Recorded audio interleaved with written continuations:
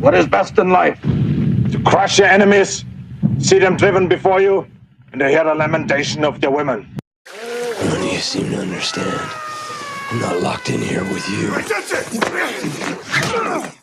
You're locked in here with me.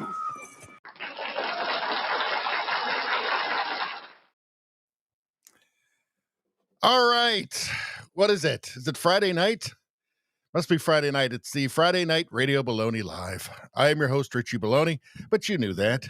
How's everybody doing? Looks like we got Trudeau Survivor, we got Dramus, we got Rosie, we got Denny over on YouTube. Good to see you guys. All right, as everybody knows, we're streaming on Rumble, we're streaming on YouTube, we're streaming on X, we're streaming on Locals, and every time you like the stream or subscribe, you get good karma. You get a dose of good karma, one dose of Radio Baloney good karma. But if you're the first, second, third on any of those platforms, you get extra.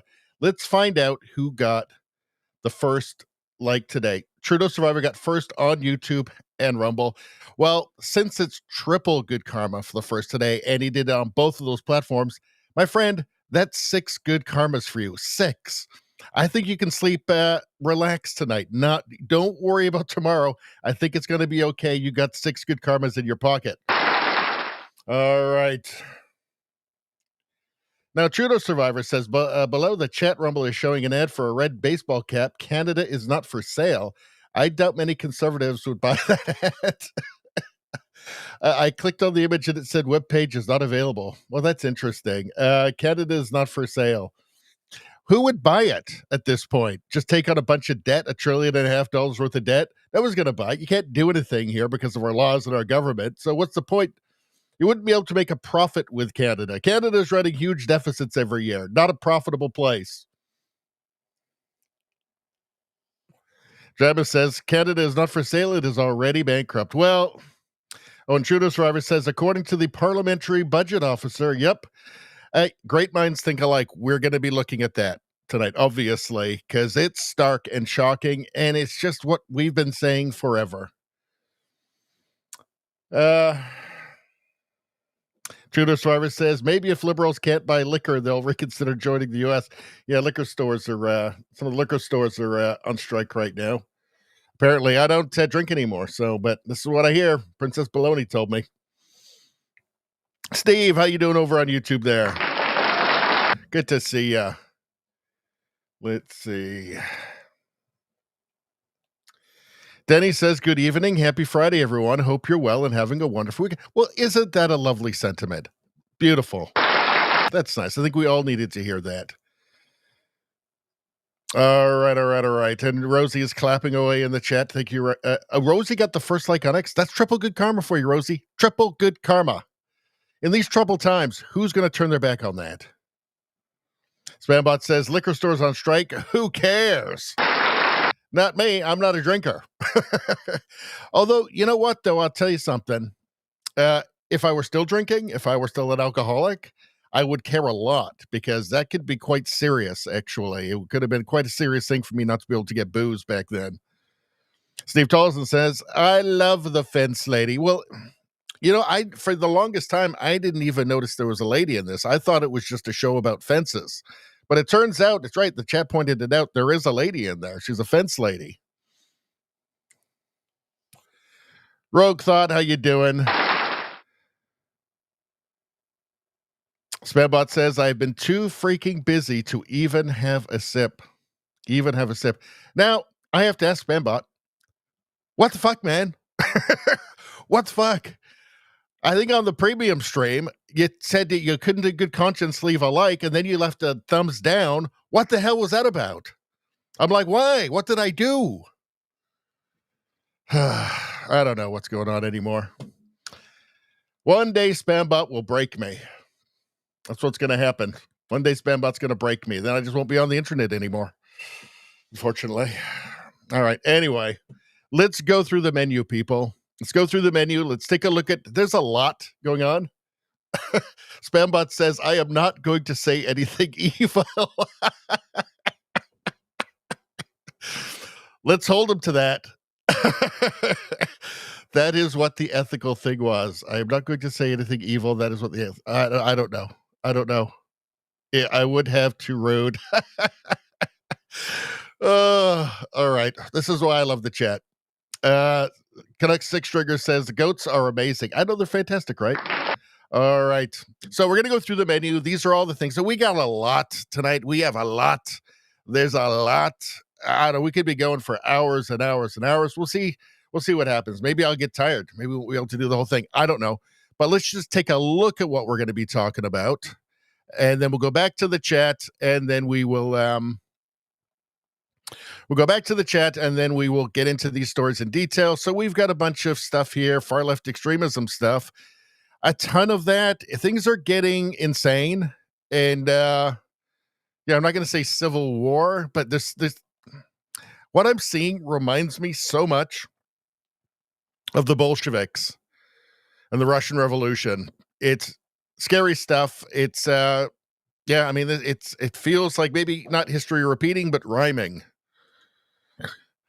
We have the parliamentary budget officer, not him, but the parliamentary budget officer issuing just dire warnings about Canada. The PBO is like a nonpartisan expert that is brought in to advise the government. And yeah, he's not messing around. He's not sugarcoating anything.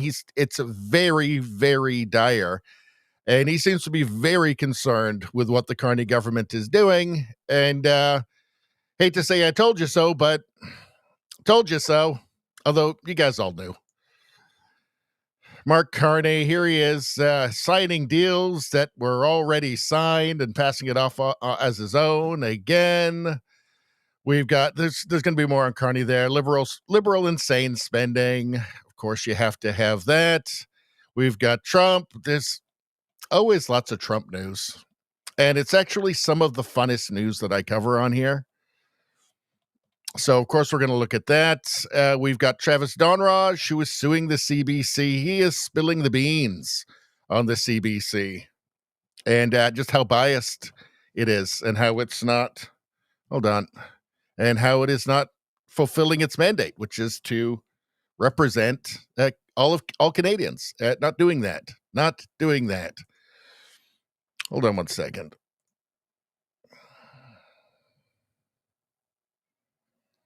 There we go. That's better. All right. UK is turning into Airstrip 1. It's just becoming a UK police state. It's 1984. There is Keir Stormtrooper, I guess. He hates the British people. We'll talk about that. Hold on one second. Yeah, so the Canadian government, the Carney government is going to bring back the online harms bill, Bill C-63, the one with the pre-crime and the one with the anonymous complaints that can cost you $70,000, all of that, all the craziness, the house arrest for doing nothing. We'll talk about that briefly. That's one we'll spend a lot of time on in the future.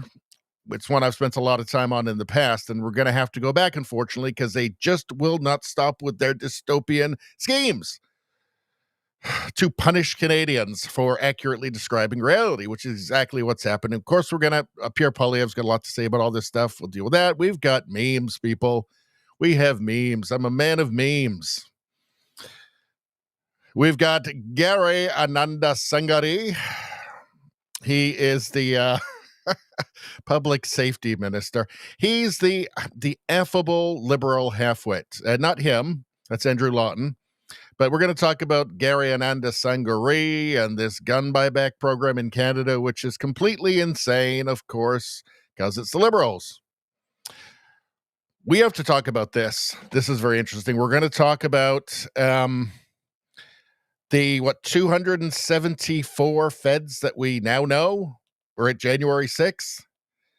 Yeah, so it turns out 275 plainclothes agents in January 6 crowds. Yeah, it's looking like we all knew, right? We all knew it was a setup, and it looks like it really was. We're going to talk about Antifa in the United States.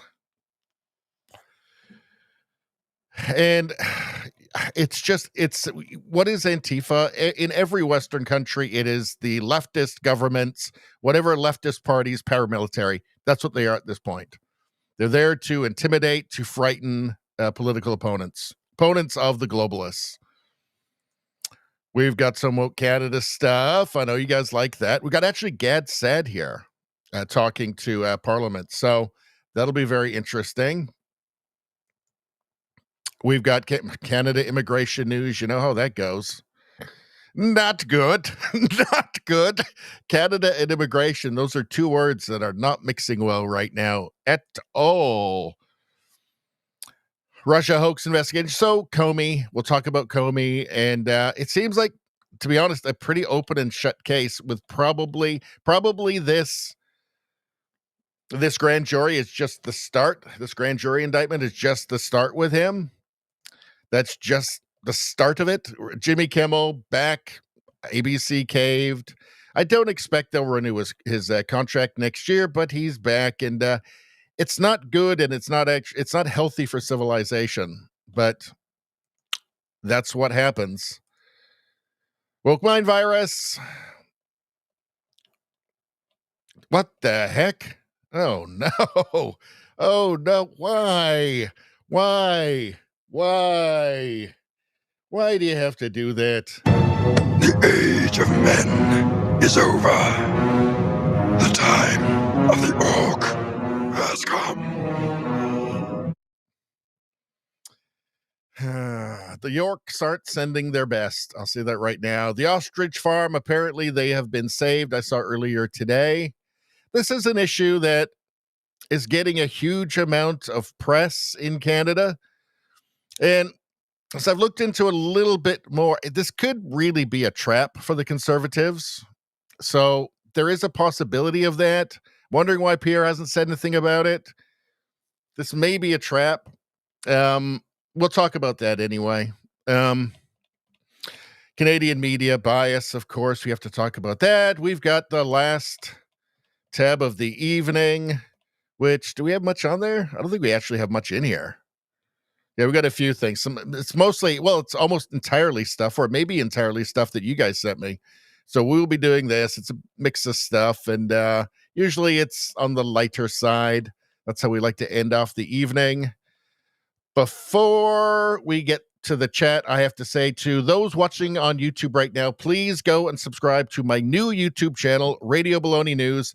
Right now, you're watching Radio Baloney, the original channel with 13,000 subscribers. If you go to the homepage, you'll see the featured channel is Radio Baloney News. Separate channel, just started it a few weeks ago.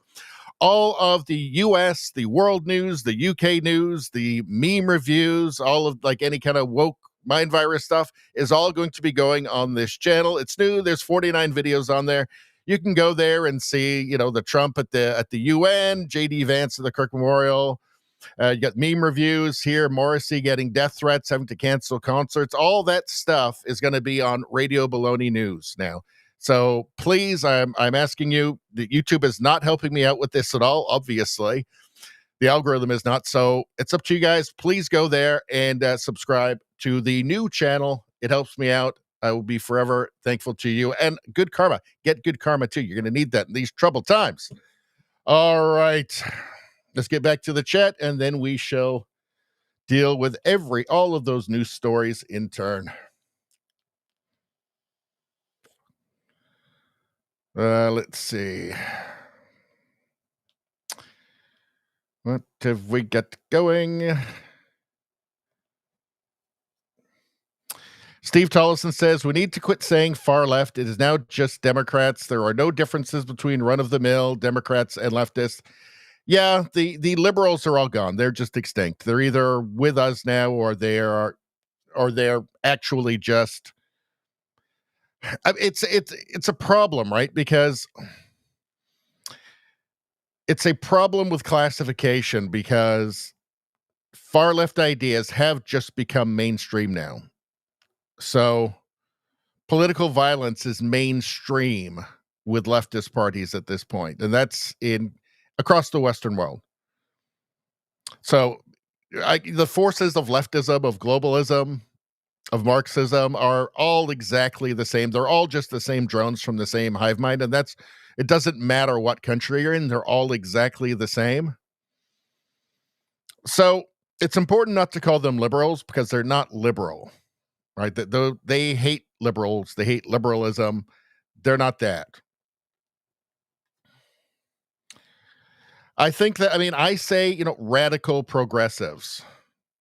Progressivism itself is just inherently radical because you could never take a step back. You could never stand still. You have to just keep racing as far left as fast as you can all the time. Otherwise, you become the enemy. If you take a step, if you take one stop, if you take a 3-minute stop to take a breath, you become the enemy because now the other leftists are further left than you.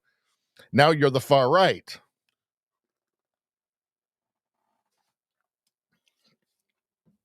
So there's a problem with classification here, and exactly, I'd say, radical, far left progressives, but that's half of them at this point. There's a lot of people who just have no idea what they're supporting, right? They're reflexive. They don't know what policies are happening. They don't know anything, but they just know what's fashionable in their circles. Danny Ringus says, I'm seeing the same thing. What happened in Russia? People don't know history. They are doomed to repeat it. Yeah, this story has been written before, right? China, Russia, Cambodia, North Korea. The story's been written before, but unfortunately, nobody knows anything anymore. Vast majority of people, including apparently professors, journalists, are totally historically illiterate when it comes to this. And I think that's intentional.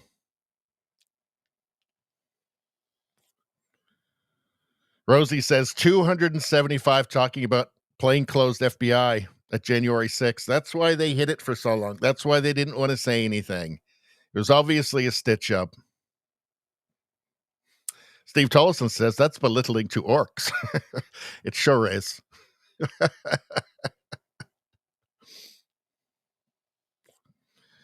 Let's see.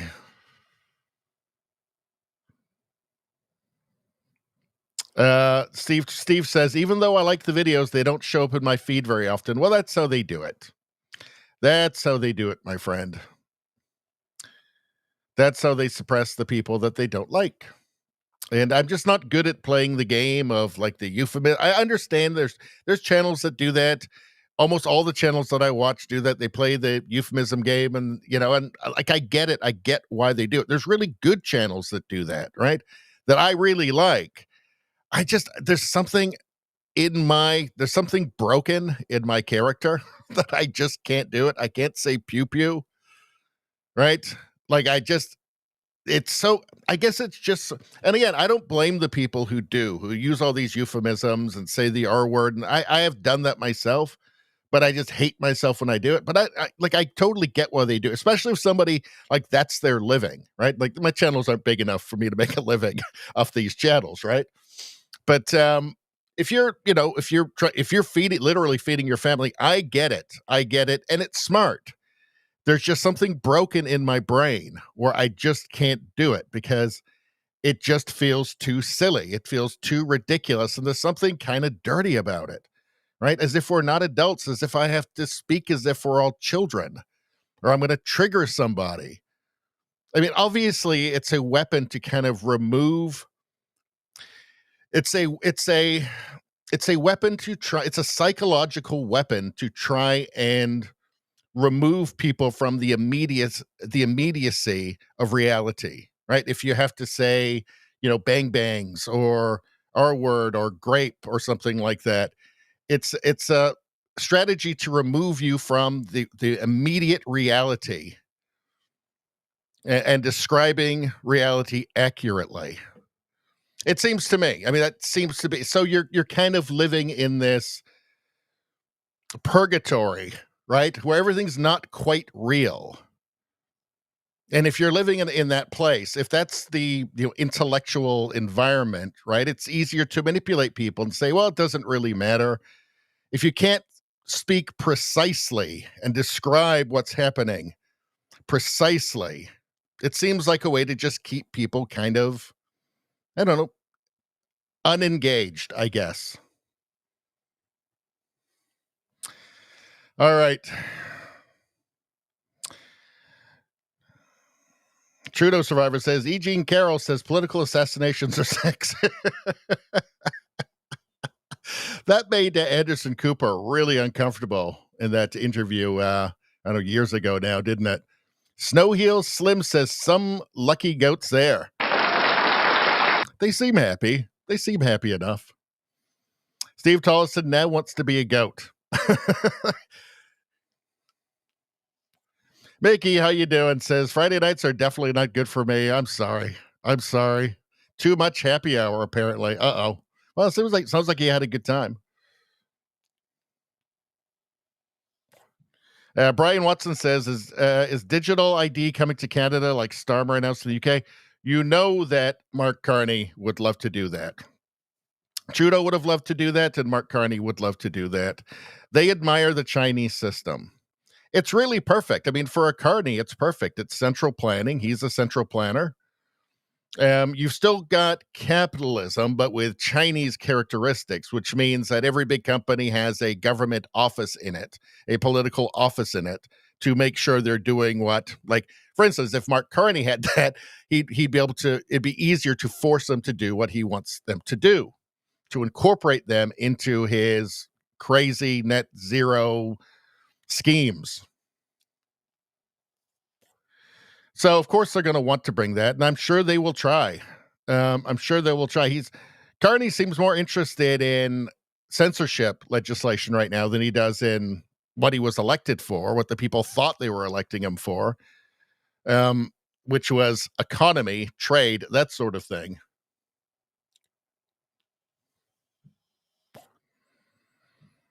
Let's see. Steve Tolson says more and more businesses are going cashless. They are going to bring in digital currency through the back door of businesses. Yeah, I mean, it is, it's a trade of convenience, but a lack of freedom, right? So it's trading freedom for convenience, ultimately. It's obviously, if you want to have a social credit system like they have in China, well, these are the sorts of things you'd bring in: digital ID, digital currency, right? So you can just be denied at the point of purchase. All right. Shall we just get to it? Let's get to it. So, let me just check, see if there's anything else I want to get to.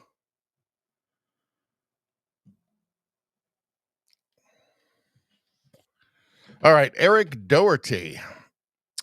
He posted this, JD Vance here. So we know that there is this essentially terror wave that's been unleashed on ICE in the United States. And this is to prevent the Trump administration from enforcing border law, not new laws that they made up. Remember, Trump said last year before the election, he said, we don't need a bipartisan border bill. We don't need new legislation. All we need to do is just enforce the already existing law, And that's all that's happening. So there's no new laws. There's nothing authoritarian happening. It's just enforcing laws as they used to be enforced. So, and now the Democrats are absolutely, Gavin Newsom, municipal governments, Karen Bass in LA, they're unleashing a wave of terror. The mayor of Chicago, they're unleashing, their Antifa paramilitary. And really, it does feel like actual insurrection, does it not? But let's take a look. JD Vance is unleashing on Democrats over this just pure insanity.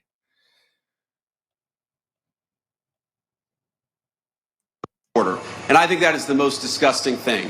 The very people who keep us safe ought to be honored and protected and praised by Democrats and Republicans alike. It is time to stop the rhetorical assault on law enforcement. Because here's what happens. Because here's what happens when Democrats, like Gavin Newsom did, say that these people are part of an authoritarian government.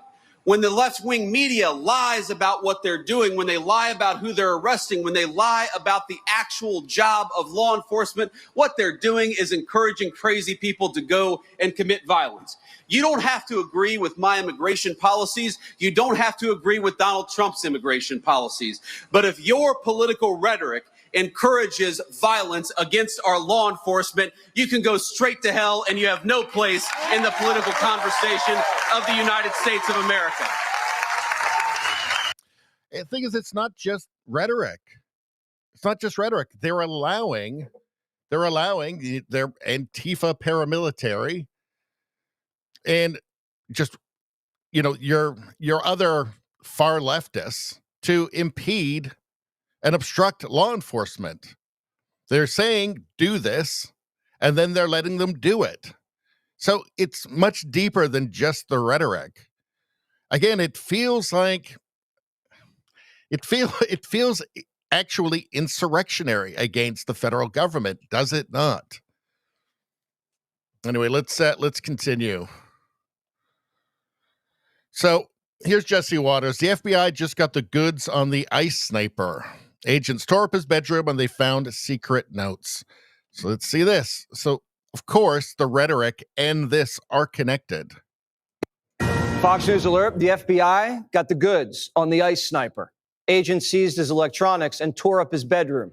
One of the handwritten notes said, hopefully this will give ICE agents real terror to think, is there a sniper with AP rounds on that roof? AP stands for armor piercing. The sicko believed ICE was human trafficking and wanted them all dead. He called the ICE employees people showing up to collect a dirty paycheck. He wrote that he intended to maximize lethality against ICE personnel and to maximize property damage at the facility. The sniper, Joshua John, also left notes saying he was the lone gunman. Quote, "Yes, it was just me and my brain," and tried to get investigators to play a game of cat and mouse. One note said, "Good luck with the digital footprint." The FBI didn't have a problem. They cracked right in and discovered multiple Google searches for, quote, "Charlie Kirk shot video." Just a day before the attack, he used the same gun and ammo as Tyler Robinson. This was a Charlie Kirk assassin copycat. He also left evidence of an elaborate attack plan. Authorities found a ladder and believe John nestled up into his sniper's nest at around 3 a.m., almost 4 hours before shots rang out. Cash says there was a high degree of pre-attack planning. The sniper also had downloaded a list of Homeland Security facilities and was tracking the locations of ICE agents. Anyone who creates or distributes these apps that is designed to spot, track, and locate ICE officers are well aware of the dangers that they are exposing to law enforcement. It's no different than giving a hitman the location of their intended target. Karen Bass this summer was bragging about tracking ICE agents. We have a rapid response network where everybody is alerted. If you see masked men getting out of unmarked cars, let everybody in the area know. So you've got media, right? The trusted figures in the media constantly screaming Nazi, Nazi, Nazi, no kings, authoritarianism, dictator, enforcing existing border law, in existing immigration law was the same law as it was under Biden. He just didn't enforce it. Enforcing the law, you're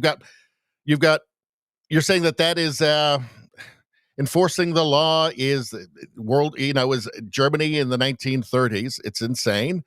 You've got municipal governments, you've got mayors inciting this stuff as well. Then you've got really run-of-the-mill leftists on social media celebrating political terrorism.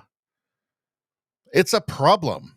It's a big problem. And it's not just a problem in the United States. The left is this everywhere in the Western world now. It doesn't matter. UK, Canada, they're the exact same. You can expect more. You can expect these sorts of things to happen in other Western countries now. This same kind of far left violence, the same kind of, let's just say, progressive violence, right? You can't really say that it's far left. I mean, it is far left. It's just that the far left is half of the left now. So far left doesn't really accurately describe it because it's been very normalized. I mean, look, here's a mayor. She is an extreme far left radical, but she's the mayor of Los Angeles. So she's not on the margins. She's not fringe, right? She's normal now.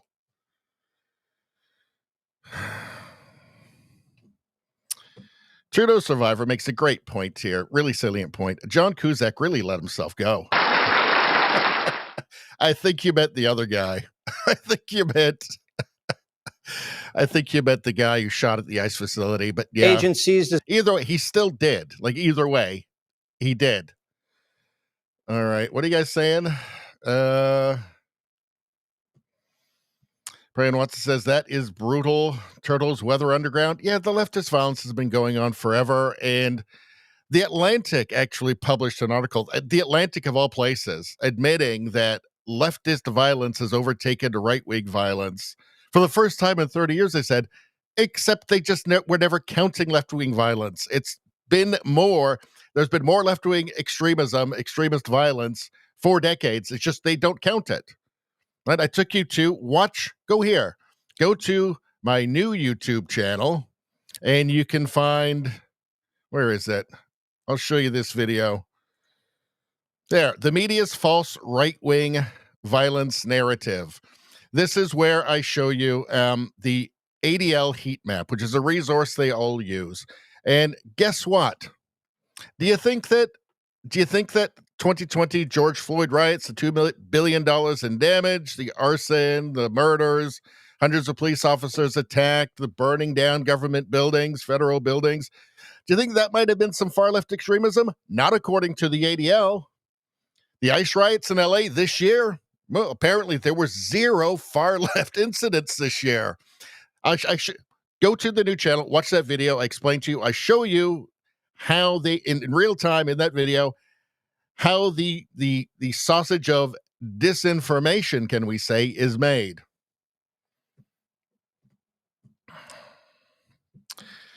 Let's keep going. So look at this. Savannah Hernandez. She says, this is a serious failure on behalf of the Trump admin and the fact that ICE vehicles are still being mobbed and nothing is being done about it. It's quite frankly embarrassing. ICE agents were just shot at and almost killed, and the admin continues to allow this. Well, it's the local, this is in Chicago. It's the local government that's allowing that.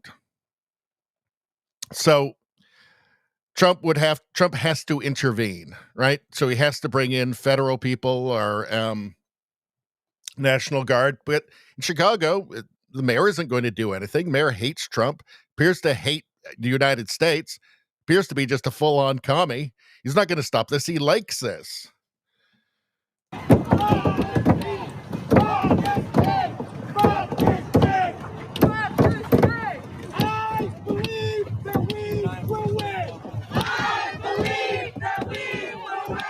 Win what? Open borders? Just be completely flooded? No benefits for anybody? No benefit to being a citizen? Just poverty? Total poverty? Crime? Out of control crime? Like, what do they think will happen if you just keep letting in millions of people into your country illegally every year? Like, there is a point. I've actually talked to leftists before and asked them, well, about immigration, said, well, what would be too much? I mean, we could both agree that, say, 50 million people a year into Canada would be too much, right? Let's start there. They won't even answer that. They just change the subject. They just they just deflect. It's because they haven't thought about it at all. They just know what direction they're supposed to be in. No, just immigration, good, always good. So if you ask them a question like, well, what about 100 million people in 1 year? Right? Like, people will have to just try and survive in the woods, right? Most of them will die. Is that too many?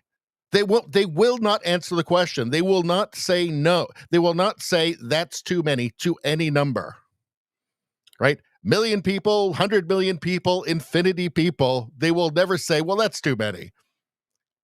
Because it's not about that. It's about just seeming virtuous.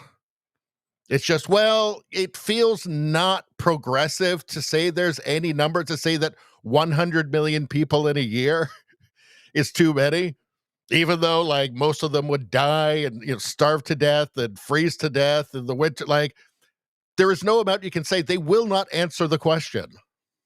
And that's how you know they're not serious, right? They're not even thinking about it. Look at this. Look at this. You just had a nice shooting. Anti-ICE protesters in Broadview, Illinois chanted, arrest ICE and even shoot ICE and shoot the effers. This isn't protest. It's incitement, and it should be treated as such. This isn't rare. These aren't rare isolated incidents. It's not just a fringe thing anymore. This has been normalized just by pumping out a new red guard from 90% of the universities every single year. Arrest ICE! Arrest ICE! Arrest ICE! Arrest ICE! Shoot ICE! Shoot ICE! Shoot the fucker! Shoot the fucker! Shoot the fucker! This is a boomer here. That's an old guy. It's one of the guys in the Boomers Crusade trying to relive his youth. Some of these people are Antifa, obviously. Some of them are just normal people who just got sucked into it somehow. You got the revolutionary boomers here. I guess they don't care what happens to everybody after the revolution because he's going to be gone anyway. But let's continue.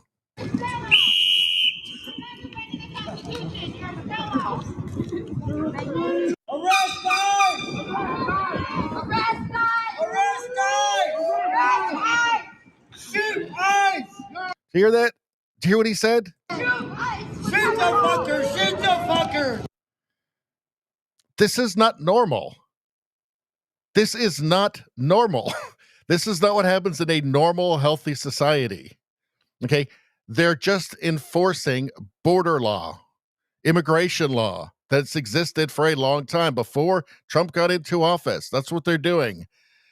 This, I get, this reminds me so much of the Bolsheviks. This reminds me of what happened before, before Russia was turned into the Soviet Union, with the endless horrors involved, red terror and collectivization and dekulakization, all of that. Or you could talk about Cambodia, or you could talk about China. I mean, you can just pick your genocide. How about North Korea? North Korea is apparently the perfect society. Now, if you're a collectivist, there's nothing to not like about North Korea.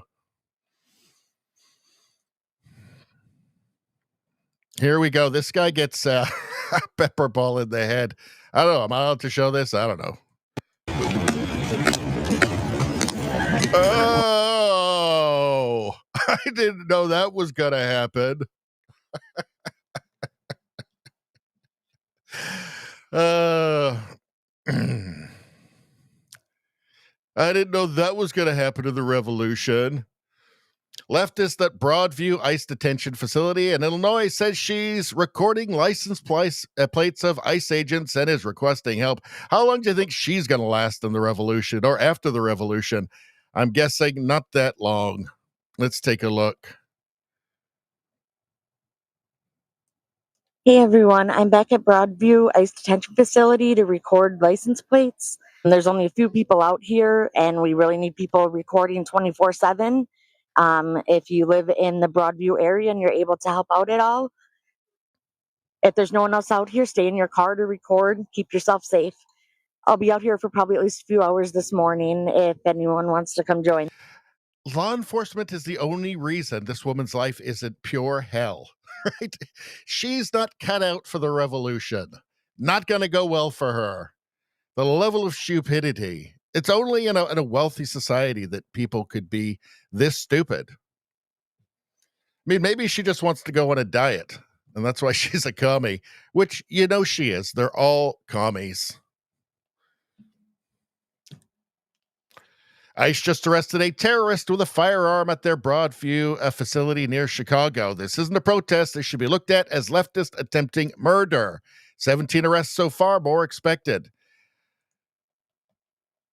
Mike Tobin was reporting on all morning. You've got some breaking news on that. Yeah, we have about 200 protesters there on the ground. We actually had our law enforcement just confiscate a firearm from one of these protesters, or really rioters are what they are, as they're obstructing law enforcement vehicles from being able to enter that facility. And John, this is just 2 days after we saw that vicious, disgusting attack on our law enforcement facility down in Dallas, where one detainee was killed and two are currently in serious condition. And that psychopath opened fire indiscriminately on our ICE law enforcement, on the facility and on the van. And the fact that there is now a firearm, or there was a firearm there in Chicago, is very alarming. Has that person been arrested, do you know? I believe that person has been arrested. There's been about 17 arrests as of this morning, and I think more are coming. All right, so let's talk about the president of Illinois, that Yes. Mike Tobin. So, yeah, I don't want to hear anymore about how the right is the violent ones. I don't want to hear about that anymore. It's becoming just a beyond absurd at this point. Andy No drops the horrifying truth about what we're really up against when it comes to left-wing violence. He knows. This is a man who's been in the trenches for years, and now he's sounding the alarm. He has been savagely attacked by Antifa, which is the Democrat Party's paramilitary. Brain bleed, hospitalized. So he understands the leftist violence very well. What needs to be done is their propaganda and lies has to be exposed. I hope that it's been eye-opening for the public to see the bloodlust that exists, not just on the fringe left, obviously, but also on the mainstream left in the aftermath of this assassination. It is a cancer that exists on the left, and it's mainstream, and there's some data to back that up. Just overnight, a mural for Charlie Kirk in Pensacola, Florida, was vandalized with Antifa propaganda on it, and some of the messages that left on it were the exact messages from what was engraved on the rifle cartridges that were used in the attack. So this is the mindset we're dealing with. It is, I will call it a death culture. They worship death. They want their targets killed. And they've been supported by a huge apparatus. I'm not just talking about the Black Bloc militants who are on the streets acting as thugs, carrying out arson attacks and assaulting people. I'm talking about politicians who spread their propaganda and lies, NGOs, nonprofit groups, elected officials, and many in the Democrat Party, and of course, many journalists. We've seen many disgusting lies spread in the last few days in liberal media suggesting somehow that this accused gunman was a far-right Christian nationalist inspired by MAGA. Well, we saw Jimmy Kimmel, a late night entertainment host. Supposed to be that, isn't that now? That was just some pseudo deranged leftist political show. Because I am trying to cast the Charlie Kirk assassin as MAGA, as being part of the MAGA gang. This isn't fringe anymore, right? When it's not just deranged college students, it's their professors, it's doctors, it's nurses, it's lawyers, it's small business owners, restaurateurs. Like those small business owners, did they realize that, after the revolution, they're not going to be small business owners anymore? In fact, they'll be attacked for having been small business owners, for being capitalists. It's not business as usual. And look, the left is the same everywhere. People in Canada need to be aware that the exact same elements are here in Canada. They're in the UK. They're obviously all across Europe. The Netherlands passed a motion to make Antifa a terrorist organization there. It's not been official. It's not been officially. They've not been officially designated yet. Maybe that will happen. Maybe it won't. They have lots of leftists there too. Anti-ICE protesters at the ICE facility in Broadview, Illinois, are upset at one counter-protester holding a sign that says Democrats love Antifa. Why would they get upset about that? They do. Like, they openly say it.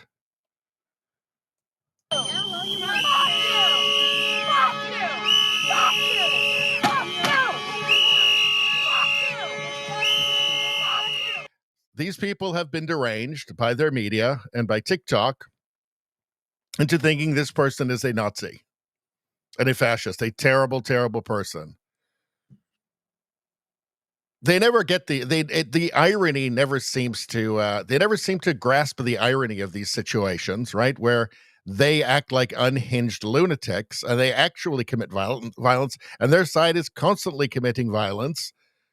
They never seem to grasp the irony of this, right? That maybe they're not the compassionate people. Maybe they're not the compassionate ones.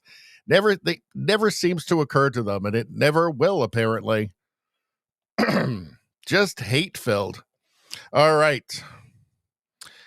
So next we're going to do the parliamentary budget officer is issuing just apocalyptic warnings about the state of the government, about the state of the Canadian economy, and what percentage of Canadians will actually ever see this. Probably single digits. But before we get to that, let me just say to the people over on YouTube, everybody else, you don't have to worry about it, but the YouTube people, there is a new channel over there. All of the world stuff, the US stuff, the woke mind virus stuff, the meme review stuff will be going on Radio Baloney News. It's a new channel, only a few weeks old. It's the featured channel on my homepage for the original Radio Baloney channel, the one you're watching right now. So if you go there and subscribe to that, you can watch, we've got Jimmy Kimmel stuff, meme review, media's false right-wing violence narrative.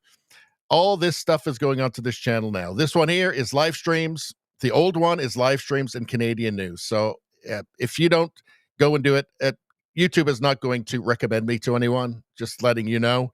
So I really rely on you guys. So I thank you if you help me out. And also, it's really good content.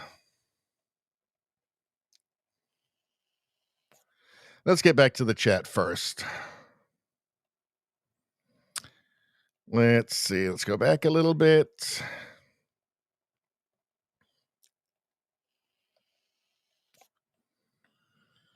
Let's see. Turtle says the mob is still alive. The mob likes the violence that's happening. It likes the shootings. Steve Tollison says, poor John Cusack, TDS really takes a toll. It sure does. Steve says, that's what they want, for Trump to go too far. Don't send troops to the protesters. Send troops for the ineffective leadership. Steve Tollison says. Turtle says, Green Beret. How you doing, Turtles? Good to see you. Rosie says, isn't there a difference in free speech and incitement of crime? Yes. You're not allowed to incite violence. That's the exception.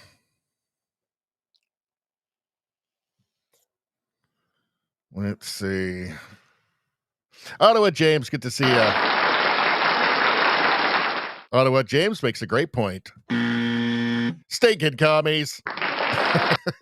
All right. Let's see. Just skip down a little bit.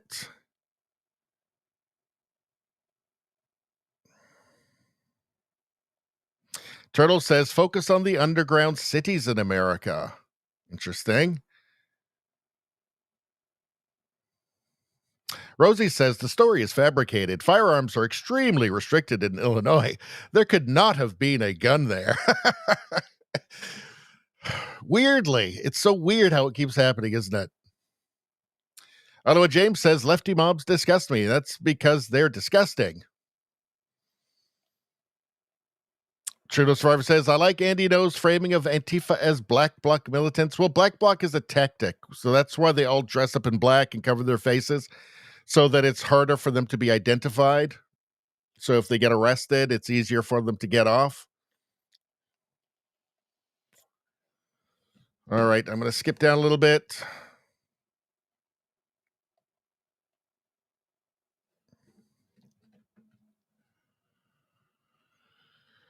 Turtle says, the experienced Antifa after the fact, when I went into Seattle after the WTO riots in 1998, they covered themselves with black clothes. That's right.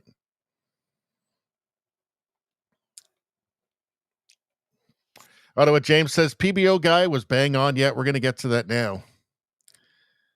Turtle says they are getting paid to cover their rent. Yeah, some of the protesters at least are getting paid. Ottawa James says, like, follow Radio Baloney, eh? Absolutely. Everybody do that now. Like the stream. Get your free good karma. In these troubled times, can you afford not to? I wouldn't. I think you're crazy if you do that. Subscribe to the channel, everybody. Become a member. All right. And Turtle liked the stream, just like everybody should. Now let's get to... All right. So Canada's fiscal outlook is really, really bad.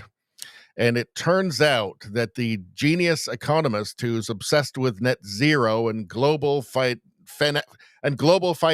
net zero alliances and all of that is more interested in global net zero alliances than Canadians' lives, than the well-being of Canadians. So the ideologue, it turns out, Mark Carney, which he obviously was when he parachuted back into Canada shortly before the election. It turns out the ideologue is an ideologue and isn't living in the real world and doesn't care about reality and is simply interested in pushing his ideology, his net zero ideology. And it does appear also enriching himself and his friends quite a bit. Who would have guessed? Who would have guessed that everything that he'd ever said, who would have guessed that the man who had said nothing other than the fact that he's a zealot turns out to be a zealot and is not interested in the well-being of Canadians? Who would have guessed?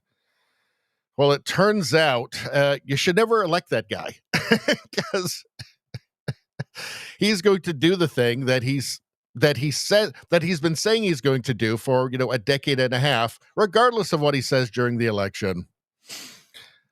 Let's take a look here. Here's the parliamentary budget officer. Now, the PBO is a nonpartisan who was brought in as a financial expert, a fiscal expert to advise the Canadian government. What does he have to say? I mean, that was one of the hallmark fiscal anchors of the Trudeau government, right? And when it was 30.8, it was never going to go higher than that. That was kind of their commitment. And here we are in the table here. It's 41.7, increasing to 43.7. Again, how alarming is that for the average Canadian, for the taxpayer? Because there is only one taxpayer, right?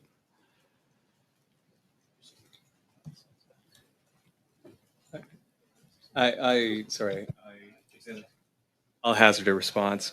It should be very alarming, right? These are, I don't know, I think I used the words in French, and which the translators probably got really well, like stupefying, shocking, right? This is not, like, it's not a funny fiscal outlook. It's a really serious fiscal outlook. And we don't lightly use the word unsustainable, right? Unsustainable means you don't have the option of saying, maybe I'll wait a couple of years, I'll see how things go. It means if you don't change, this is done, right? So it's very serious. Stupefying, shocking, unsustainable. You're done. If it doesn't change, you're done. Okay, so I guess that Mark Carney's much celebrated, at least on the CBC, his much celebrated credentials aren't helping out the country all that much. Now, it would have been helpful if the CBC had talked to some people from the UK from his time as the governor of the Bank of England to see, like, well, how did he actually do? Okay, it's a great credential to have on your resume, but how did he actually do over there? Yeah, they didn't do that for some reason. I'm sure they must have reached out, but they didn't like what they heard about printing too much money, inflation, net zero, essentially wrecking their economy. They didn't want to tell Canadians about how pensioners in the UK have to choose between heating their homes and food in the wintertime because electricity is so expensive now. Stupefying, shocking. Independent channels like myself have been predicting this. We've been saying the entire time that Mark Carney is here to rob the country blind. Right?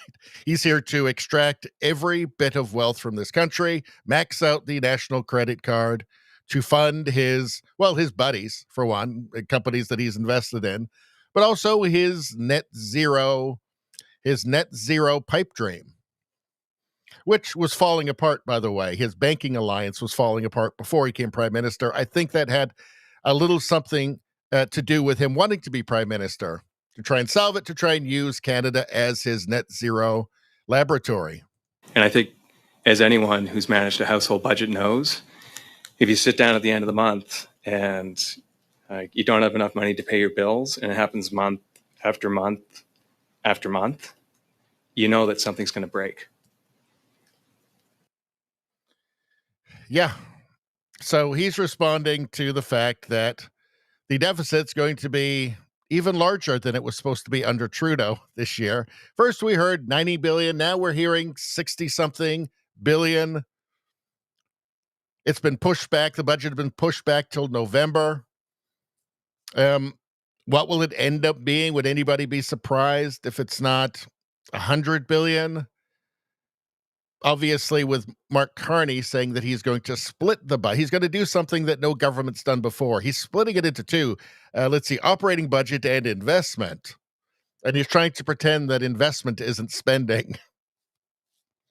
I think once this is all sorted out, because obviously the splitting of the budget is a cheap trick. It's a cheap parlor trick, right? To try and conceal and obscure the financial danger that he's putting the country in. But it will get sorted out. And I think when it's sorted out, it's going to be beyond what people could have imagined. All right, let's keep going. There's more from this guy. He's very good.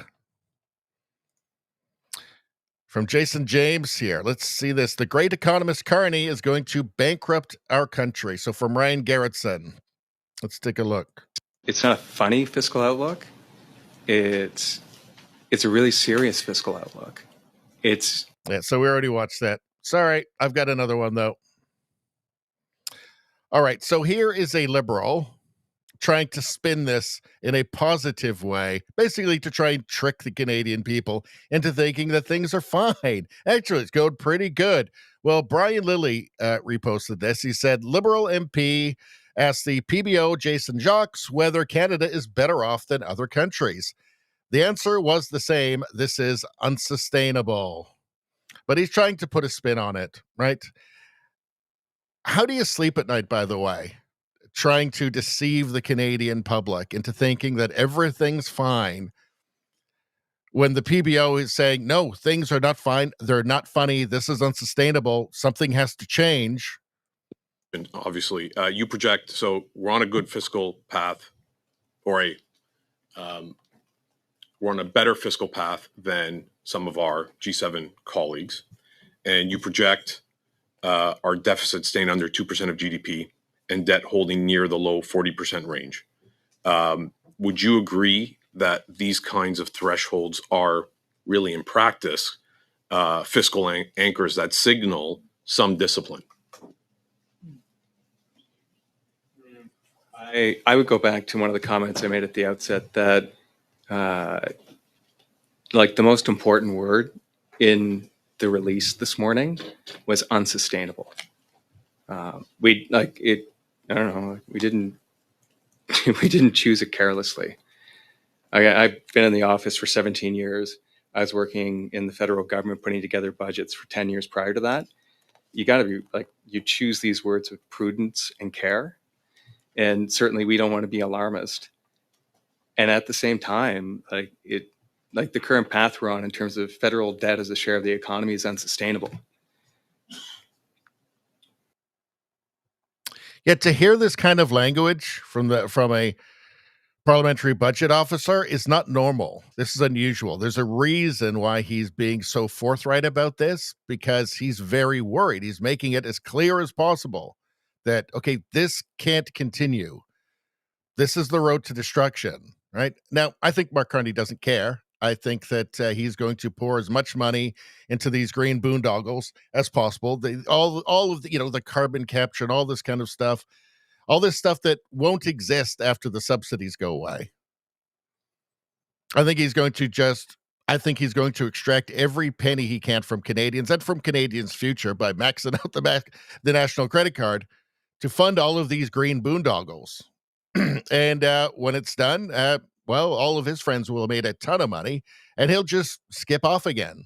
To what country will he go live in? I don't know, Ireland or something. He's got, 5 passports, right? He doesn't have to stay in Canada. He wasn't very interested in being in Canada before he became prime minister. He just parachuted in out of Europe. So I don't think that he cares. I think that he's every bit as smug and arrogant and self-centered as he seems, as he appears to be every time there's a camera on him. Yeah, I think he's willingly wrecking the country for his own interests. That's what I'm saying. And obviously, you project, so we're on a good fiscal path, No, we're not on a good fiscal path. That's what he's saying. Listen to him.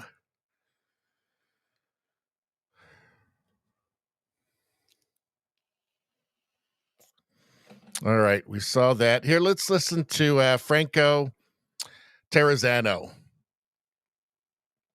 from Canadian Taxpayers Federation, who's been speaking sense into the void for years now. Breaking, PBO shows Ottawa's finances are a mess. Deficit will increase sharply to $69 billion. I don't think it's going to be 6. I think it's going to be way over that. Way over that. Let's hear what he has to say. Breaking news, folks. The Parliamentary Budget Officer just released its budget outlook, and things are bad. Things are very bad, okay? The alarm bells should be ringing. It is time for the government in Ottawa to end the debt-fueled spending spree. Okay, so the PBO is projecting this year's deficit to increase sharply to $68.5 billion. Okay, almost a $70 billion deficit this year. Interest charges on the debt will cost taxpayers $55 billion this year, more money than what the federal government is spending or sending to the provinces in healthcare transfers. So let that sink in for a second. Debt interest charges costing you more than $1 billion every single week. And interest charges on the debt will reach $80 billion in 2030. Debt interest charges, folks. Now, Carney will be borrowing billions and billions of dollars every single year, according to the PBO. So Carney's annual borrowing will add about $255 billion to the debt over 4 years. An extra $255 billion to the debt. Now, let's just look at a little comparison here, right? We all know that the former Prime Minister Justin Trudeau was borrowing money like crazy. But even Trudeau, over those same 4 years, was planning to add $131 billion to the debt. Okay, so Carney is planning to add more than $100 billion more than what even Trudeau was planning over those 4 years. This is not credibility. This is fiscal. But I don't understand. Rosemary Barton's teleprompter told me that he was going to be this buttoned-down responsible, this fiscally responsible prime minister, that he was this brilliant economist. I don't understand. Why did the teleprompter lie to me? Maybe because Mark Carney promised to give the teleprompter an extra $150 million a year. I wonder.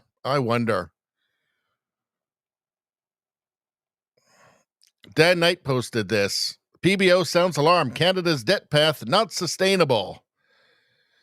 At the Government Operations Committee, Conservative MP Kelly Block asked whether Canada's rising debt to GDP ratio, projected at 42.5% of the PBO September outlook, was sustainable or a cause for concern.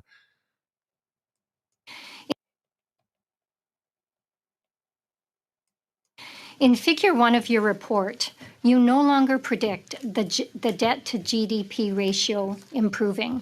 In fact, it would appear that what was once a fiscal anchor has now been abandoned by this Prime Minister and his government, as your report indicates the debt to GDP increasing to a clearly alarming rate of 42.5%. So my questions are these. Is this sustainable? At what point does it hit a critical point? And should Canadians be concerned? Still working out the kinks.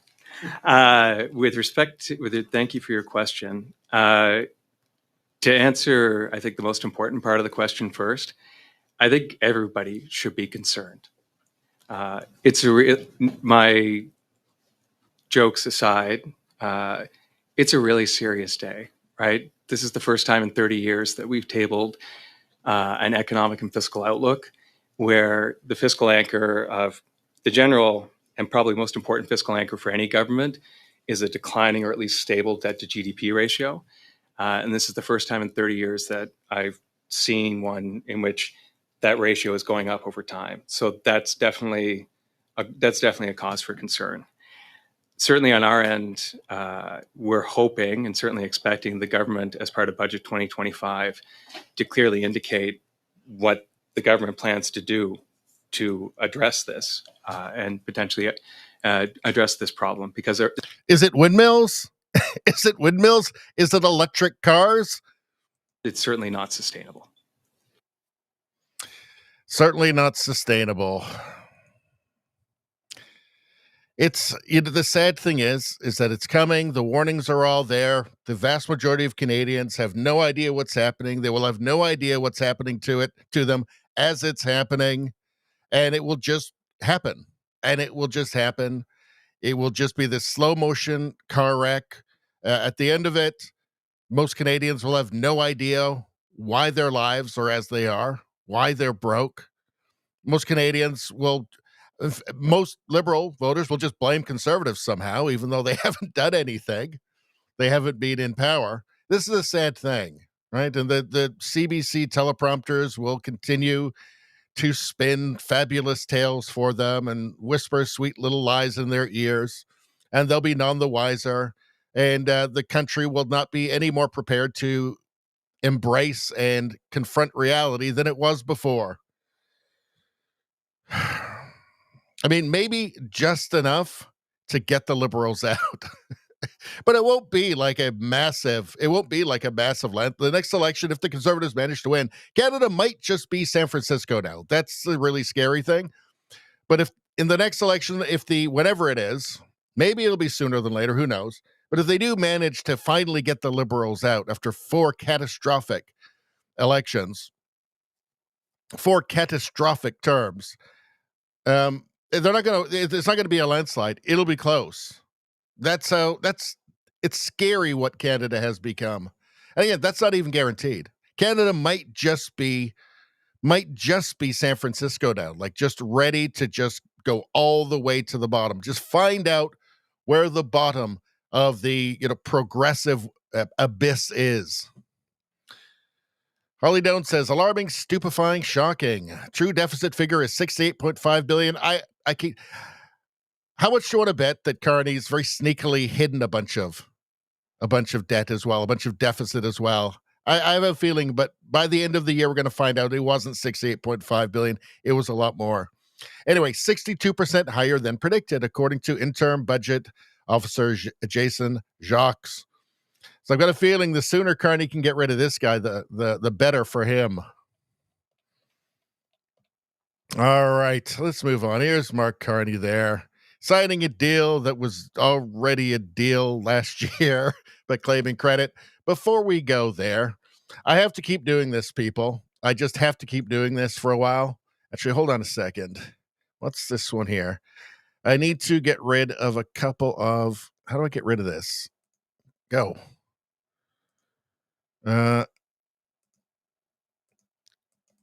Hold on. How do I get rid of this tab? Won't let me. All right, never mind. Anyway, all right, listen. Everybody listen. On YouTube, don't worry about this on Rumble. Everything's going on the same channel. X the same. If you're on YouTube, please go to my new channel, Radio Baloney News. There's a bunch of content that you won't be able to get on the channel you're watching right now. This channel is going to be for live streams, Canadian news, Radio Baloney, the one with 13,000 subscribers, live streams, Canadian news, everything else, world news, U.S., woke mind virus stuff, meme reviews, Radio Baloney News. That's the new one. You can go to my homepage, and the featured channel is that. So subscribe to it. Let's go back to the chat for a minute. In fact, maybe we'll even do an ad read. That'd be pretty fun. Everybody loves the ad reads. NFL tune-in season. Let's do it. I'm going to keep doing my kind of spooky. All right, are you ready? Everybody ready? Hey, football fanatics, are you ready for some primetime NFL action? Tune into the Westwood One for all the gridiron glory you crave.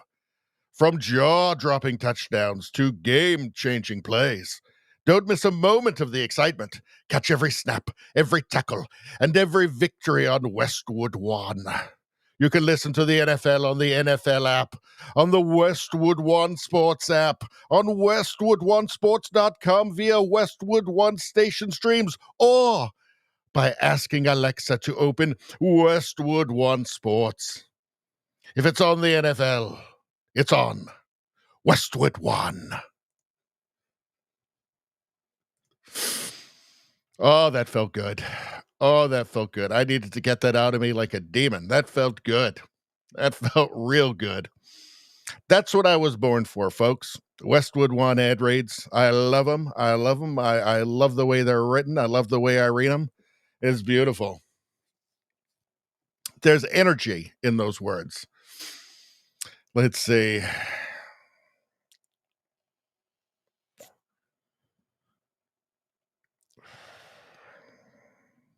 Ottawa James says, Liz Truss warned us. I've shown you guys that video many times. Many times. Ottawa James knows. Listen to Ottawa James. He knows. Also says, Creepy Carney. Creepy Carney. Some people call him Mark's Carnage. Mark's Carnage. In fact, people on this very channel have done that. Let's see.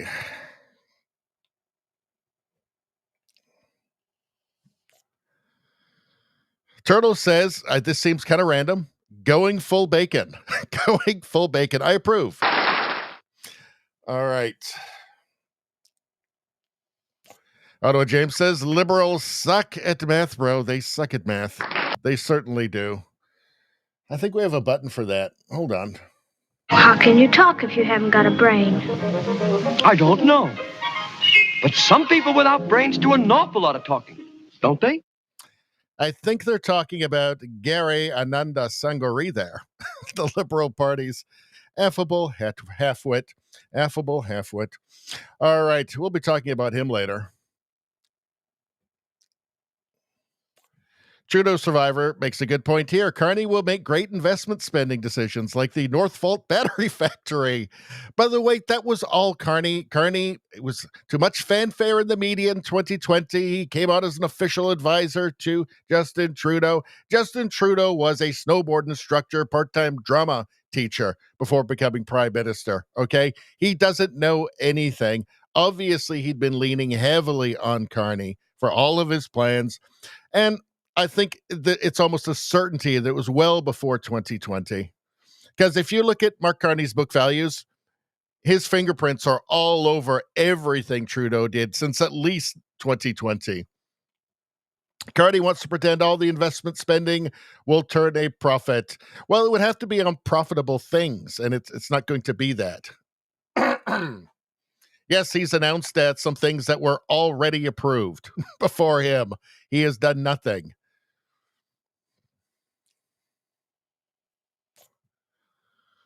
Let's see. Trudeau survivor says Mary Simon, Governor General, spends money like water and should be fired. Yes, she spent millions of dollars like whining and dining like friends and family, taking them on vacation, I believe. Correct me if I'm wrong. Spambot makes a great point here. He says, remember, windmills are like strippers. They stop working when I stop throwing money at them. That's exactly what happens. But expect lots of those under Carney.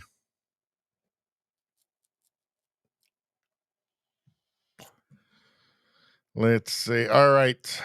Spambot says, brain hurts, needs sleep badly. Well, Spambot is probably the hardest working man in the chat, so we get it. All right. Let's move on. How do I get rid of that tab? I don't know. All right. So here's Mark Carney. Let's see. So he wants Canadians to know what a good job he's doing, how much he's getting done. Mark Carney posted this September 24th. Canada's newest trade agreement is a game changer. With this deal, 95% of our exports to Indonesia will be more competitive in their economy. The president and Canada are unlocking huge economic opportunities for our workers and greater prosperity for both our nations. Well, it seems like he's actually doing something. He's actually getting something done, isn't he? Hold on, though. Hold on. Canada-Indonesia Comprehensive Economic Partnership Agreement. Well, let's see. Canada's Prime Minister announced Canada's Prime Minister announced substantive conclusion of Canada-Indonesia Comprehensive Economic Partnership Agreement negotiations in November 2024. Well, he wasn't even Prime Minister then, with Canada's Minister of International Trade and Economic Development signing a joint statement with her Indonesian counterpart on December 2nd, 2024, marking conclusion of negotiations. Well, again, December 2nd, 2024, Mark Carney wasn't even Prime Minister. For some reason, he doesn't mention that this had nothing to do with him. See, unfortunately for low information Canadian voters, Liberal voters, or just low information Canadians, gullible Canadians, this looks like he's doing stuff. Like he's getting stuff done. Well, he flew there, I guess, and he did shake the Indonesian president's hand. So I guess, does that count as doing stuff?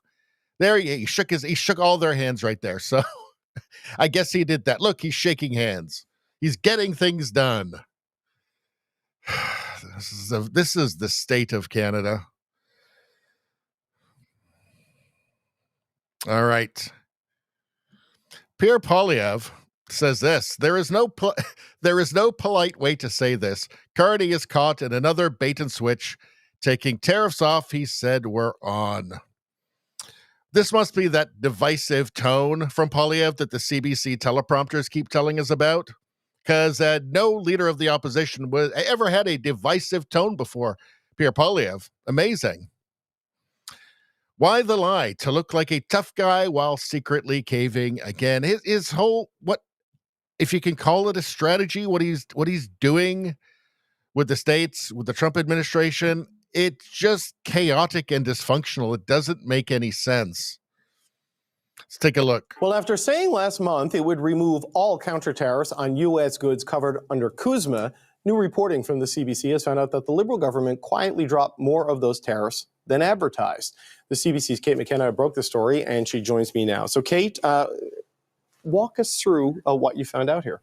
Well, David, we all remember last month when Mark Carney announced that the government was going to be dropping some retaliatory tariffs in order to kind of push ahead with trade negotiations with the United States. So at the time, the Prime Minister said that he was essentially going to be matching what the United States was doing to us, which is to say counter tariffs were going to be dropped on CUSMA compliant goods. Right. So goods that were compliant with the existing free trade agreement. Implying that if a good wasn't compliant with CUSMA, then it would be tariffed. Take a listen to what he said at the time. The Canadian government will now match the United States by removing all of Canada's tariffs on U.S. goods specifically covered under CUSMA. Now, almost a month later, we've learned that's actually not what happened. Canada has removed all counter tariffs, regardless of whether a good was CUSMA compliant, except for, of course, the sectoral tariffs on steel, aluminum, and auto. And they never actually communicated that to the public.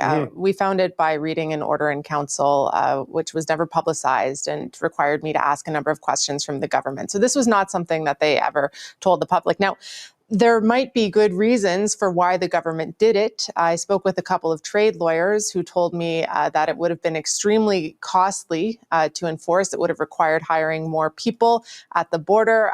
The amount of money, that revenue that was generated probably would have been almost negligible because most goods, if you do the paperwork, are CUSMA compliant, right? So one trade lawyer I spoke with said, this was admirable bureaucratic restraint. However, it's not what the government said that they were doing. It's not what Mark Carney said he was going to do. And the reality of it is they implied that Canada and the US were doing the same things to each other. And in reality, that's not actually what happened. So we heard from Pierre Poilievre today. He posted on social media saying this is another elbows down lie. Now, in a statement, the finance minister's office says they do what they do because they want to adapt their trade policy, both to get a new deal done and also to help Canadians. It's been the worst of all worlds so far. So it was this kind of weak, kind of half-measure trade war.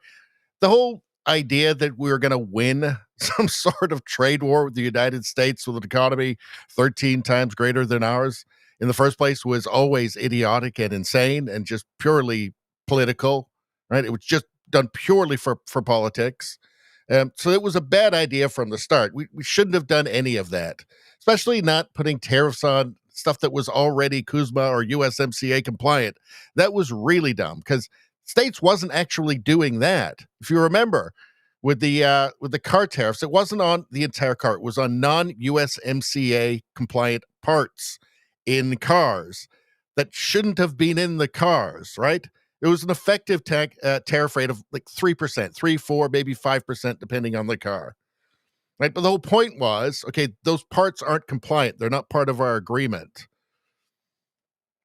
So it's been this bizarre half measures, chaotic, dysfunctional strategy. Meanwhile, Carney is not going down to the States to deal with Trump. The administration is not dealing with Trump. The American administration is complaining about that. They don't seem serious. It's like they don't want to deal. None of this makes sense. It seems to be totally amateurish. I don't know how else to explain it, how else to describe it. It's just amateur hour. It's chaotic and dysfunctional, which, well, Carney's a radical progressive, so that makes sense, I guess. I guess that's what you would expect.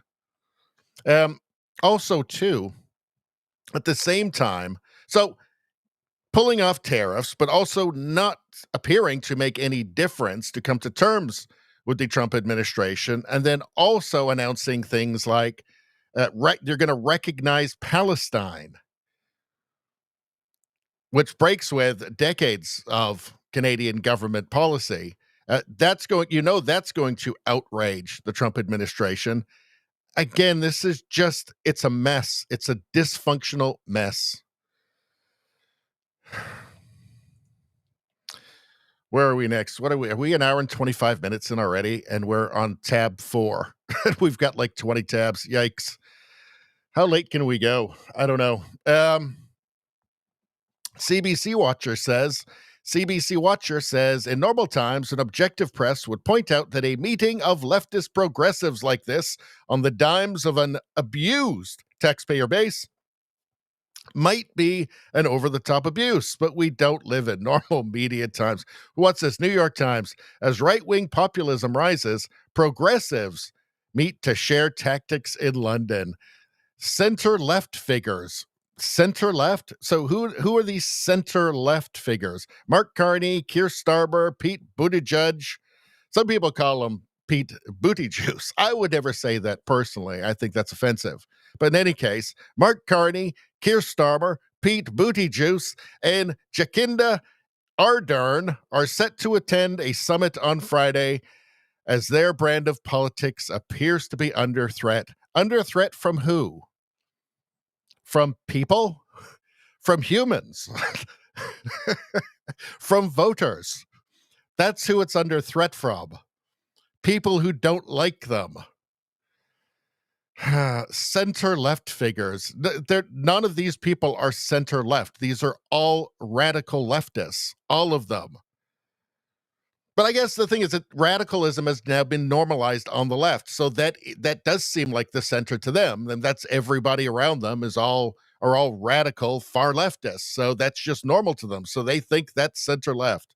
For sane people, we don't call them center-left. We call them radical progressives. Under threat. They're under threat. They're terrible ideas. Their brand of politics. They're terrible, terrible civilization-destroying ideas. And ideology appears to be under threat. Under threat. Under threat from the people who have to suffer under their ideology. That's who. Brian Lilly, as Mark Carney rewards the folks behind Hamas, the leader of the world's most populous Muslim state, Indonesia, calls for peace with Israel. So we don't have to support terrorists? What? All right, let's take a look. We must also recognize, we must also respect, and we must also guarantee the safety and security of Israel. Only then we can have real peace.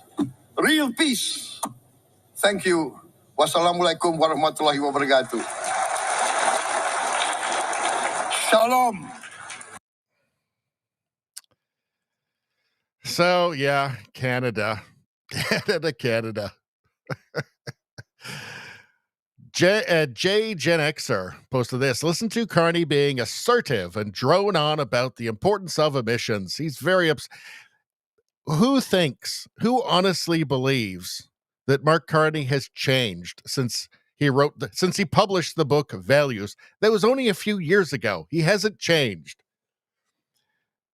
He's been talking about the same things in the same ways for a decade and a half. He hasn't changed. I think, unfortunately, most of the people who voted for him don't know, never had any idea what he actually stood for, what his actual beliefs were, what he'd been saying. They heard about his wonderful credentials from Rosemary Barton's teleprompter, but they didn't really know anything about him. I'm not sure they would have cared had they, but they all of a sudden become in a position where they're quite advantaged. So if we took away the carbon tax, then they'd be like, wait a minute, we just made this massive investment and you didn't do it. That's first point. Second is we're diversifying away from the Americans. Yeah, everybody's going to be really upset if the carbon tax doesn't exist. Everybody's going to be really upset. Yeah, like people who are going to import Canadian natural gas or oil or coal are going to be really upset if it's not more expensive. Really, really upset. You know, the EU is signing giant deals. The EU is signing giant deals with the United States for energy. No carbon tax, no industrial carbon tax, no net zero nonsense. They're still fine with it. For some reason, the EU is still fine with it. They're still fine with buying less expensive energy. Weird. And guess what? The countries we're diversifying to care about this. We will not have access to the European market. We will not have access to the UK market. That's just a lie. That's just a lie. Let's prove it right now. Okay.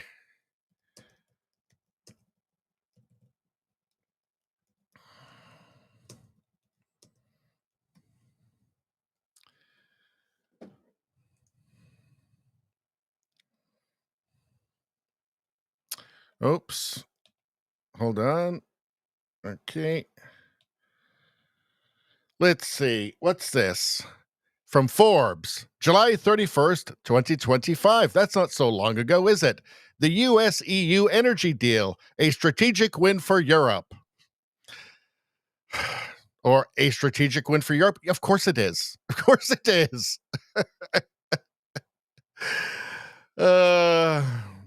A key component of the agreement is a pledge from the European Union to purchase $750 billion worth of energy exports from the U.S. over the next 3 years. Where were we? Oh, hold on. Okay, so what did Mark Carney say there? And guess what?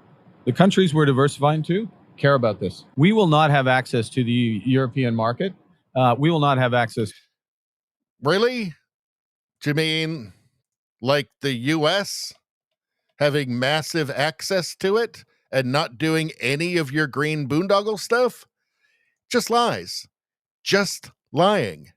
Mark Carney, the second he announced that he wanted to be prime minister, is running for prime minister, he started lying. He lied immediately about the moving the headquarters of Brookfield down to New York, and he's never stopped lying since. And it's so obvious and so transparent. I mean, you really have to live under a rock to believe this stuff. To the UK market and increasingly major Asian markets, unless we are getting our emissions. Asian markets aren't going to accept what our natural gas unless we get emissions down. China, how about China? How about China building a new coal plant every single day? Mark Carney is a narcissistic, elitist, arrogant central banker. He's a self-proclaimed globalist. If you're wondering if he thinks you're stupid, he does. He 100% thinks you are stupid, an idiot. He sees Canada as a big ant colony, and you're ants. At best, you might be vaguely considered as some sort of, you might be vaguely represented as a number on a spreadsheet somewhere. Down. And then the third point is, guess what? The Americans change their mind every once in a while. And now apparently they don't care about it. They're going to care about it again. And we are going to put ourselves in. No, they're not. Why? Why would they do that? They're signing giant deals for their energy, to sell their energy. Why would they care about it again? They don't, and they're not going to. By the way, all right, let's continue. In a position where we leapfrog the Americans with respect to carbon competitiveness. Yeah. And that is. So by carbon competitiveness, he means make our energy more expensive. That's what he means by that. That is good for Canada long term. I mean, obviously it's good for the planet, but it's good for Canada long term. Competitive with who? The United States, who's doing none of this stuff. China, who's doing none of this stuff. India? No. It's just a fantasy. Maybe he really believes it. Maybe this is a fantasy that lives in his head and he really genuinely believes it. But it's just not the real world. This isn't describing the real world. It's just maddening.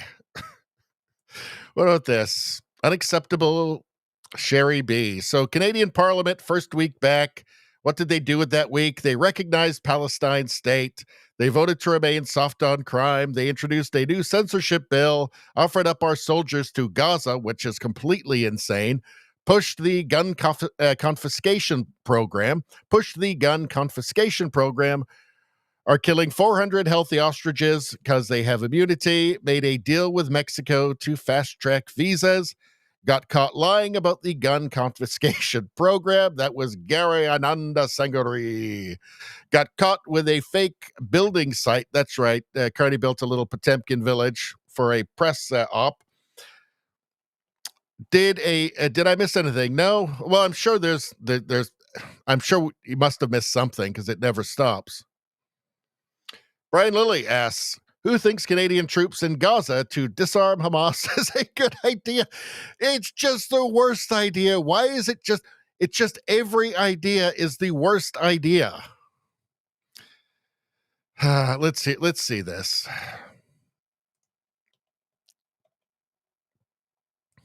The disarmament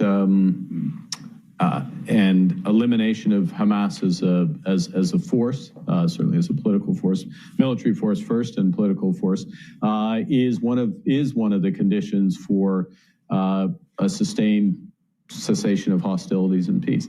And when you say who is going to do that, there are many proposals, as I suspect you're aware, from a variety of Arab states, combination of Arab states and European states, to which Canada would be party if they were to come to pass, for multinational forces to be deployed in Palestine to enforce a peace and to drive that process forward.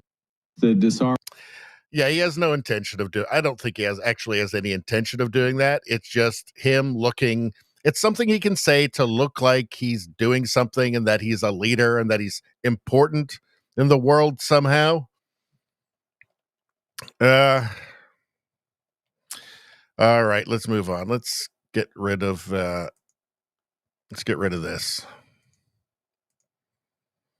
What's this? Carney, but we'll leave that one up. All right. Liberal spending. So very quickly here, if you thought the insane wastes of money were going to stop, no, they're going to continue.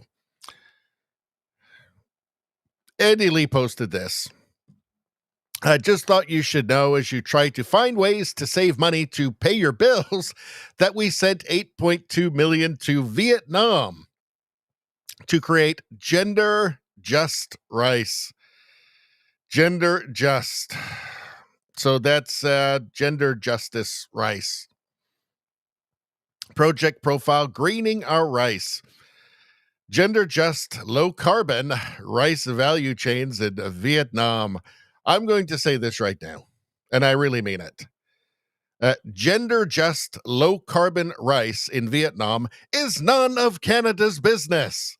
If there was anything that was none of Canada's business, it's if Vietnam wants gender just low carbon rice. In fact, you know that they don't. You know, this is just a scam. This money is just going to go into people's pockets. They're not. I'm going to go on a limb right now and just say, make this prediction. Vietnam is going to have precisely 0 more gender just low carbon rice than before we sent $8 million over for it. It's not going to happen. The gender just low carbon rice is going to just simply be a dream in the minds of the Vietnamese, regardless of whether we send $8.2 million over again. It's just going to be this elusive dream. Gender just low carbon rice is going to remain this elusive dream, always out of reach for the Vietnamese, whether we send $8.2 million there or not. This is absurd. It is none of Canada's business. Nobody cares. Is there one Canadian who cares about gender just low carbon rice value chains in Vietnam? I doubt it. Maybe there's one where that person has purple hair and doesn't know what gender they are. I don't think we should listen to them.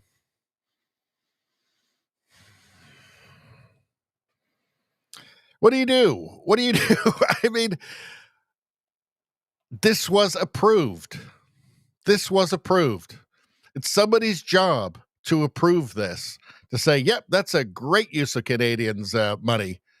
This is a great use of money that Canada had to borrow.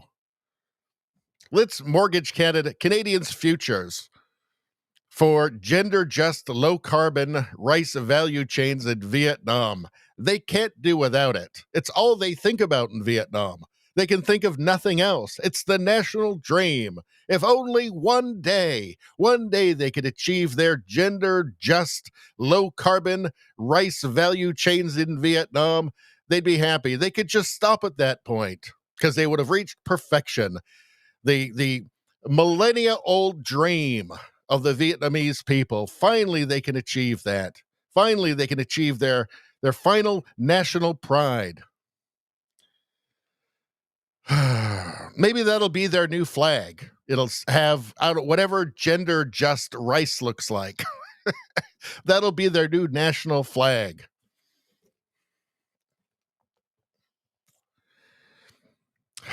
They'll tell us about how terrible life was before the gender-just, low-carbon rice breakthrough in their country, heralding this bright new golden future for the Vietnamese. Rosie asks, what is gender-just rice? Nobody knows, not even the Vietnamese. Nobody knows. You know what it means? You know what gender-just rice means? That somebody's getting a new car. Somebody's getting a new Rolls Royce. That's what it means. Somebody's getting a new mansion in Vietnam. That's what it means.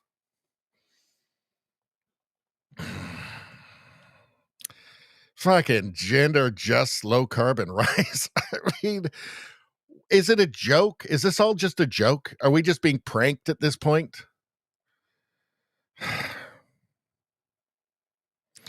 All right. Let's just move on before I go off on another rant. I have to keep doing this very quickly. If you're watching on YouTube, don't worry about it on Rumble. Everything's going to the same place. If you're on YouTube, you're watching this channel, Radio Baloney, with 13,000 subscribers. Go to my homepage, subscribe to Radio Baloney News, my new channel. It's only a few weeks old. All of the world news, all of the U.S. news, UK news, woke mind virus stuff. Look, I just did a video about Morrissey having his shows canceled because deranged leftists are threatening to murder him. Meme reviews. Look at this. All this great stuff you can get. Trump slams the UN. That's a good one right there. That's worth the value of pressing the button, the subscribe button right there. Please go there because YouTube is not helping me. So it's up to you.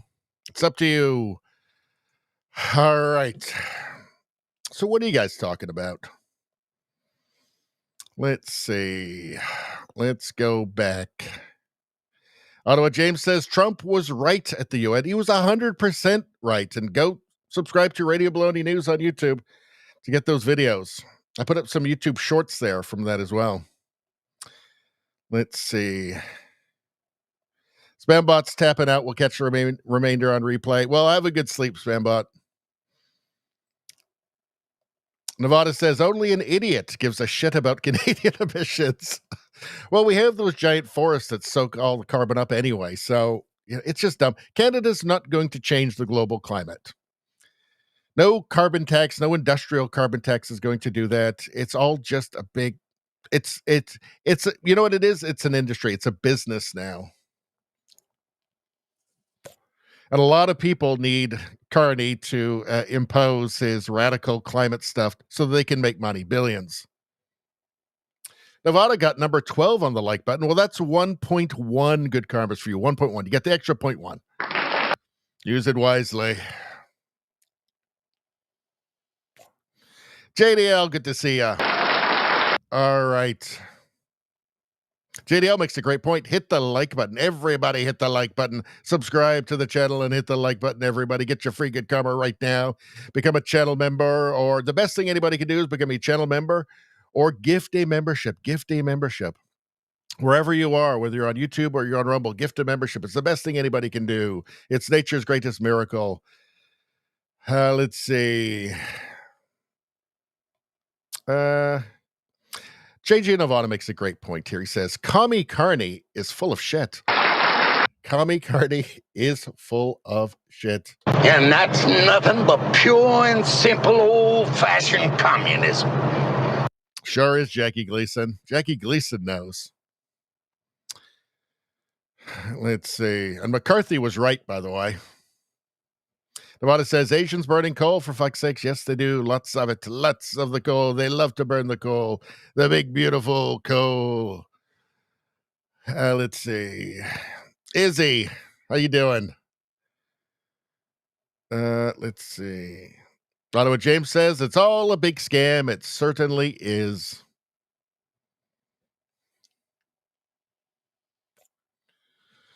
Nawada says they just shut off the Ivanpah solar generator this week. Billions waste on. I saw that. What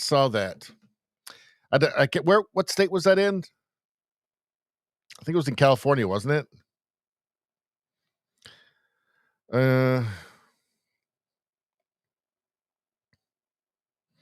JJ Nevada says the whole world will be over this green energy bullshit within a year, except Canada, unless you get rid of Carney.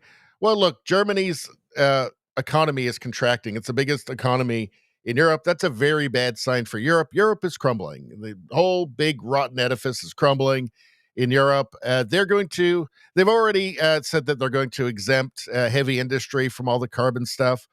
They're going to drop it all. They just signed a huge deal with the United States. No carbon taxes, no net zero anything. They don't care.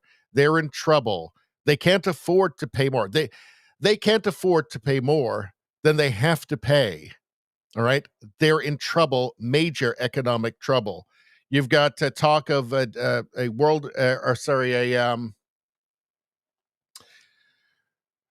you got, what is it called again? My brain just froze. A bailout from the, what's it called? IMF, an IMF bailout for the UK and also for France. Now, will that happen? Well, it could. I mean, 1976, the UK had a bailout. The fact that it's even being talked about is worrying, right? That tells you something's already really bad. Low carbon rice, Nevada says. I know. Ottawa says gender rice. What does it even mean? What does it even mean? Nothing really. It's all just endless abstractions, right? Here's the thing. Every leftist government just deals in abstractions now. They're not interested in reality, right? It's empathy or compassion or some redefining of the word gender. It's all just abstraction. There's nothing real. There's no substance to any of it. It's net zero.